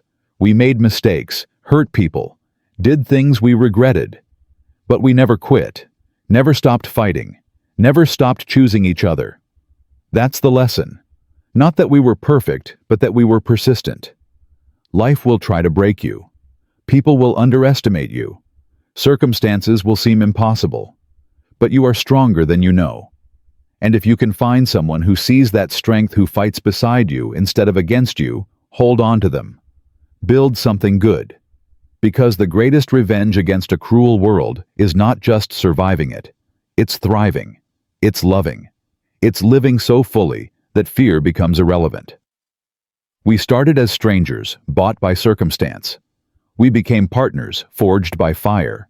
And we ended as lovers who'd choose each other in every lifetime. That's not luck. That's choice. Choose wisely. Choose bravely. Choose love. Always, always choose love. The letter was framed and hung in Maria's place, where generations of survivors read it and found hope. Because that was the legacy Gabriel and Elle Ashford left behind. Not an empire of money or power, but an empire of courage, of resilience, of two people who'd been underestimated their entire lives and proved everyone wrong by not just surviving, but thriving, not just existing, but truly living. They had walked through fire and emerged not as victims, but as victors, and their story became proof that the most dangerous people in the world are not the ones who appear strong, but the ones everyone thinks are weak, because the underestimated always strike hardest, and those who survive hell never fear the heat again.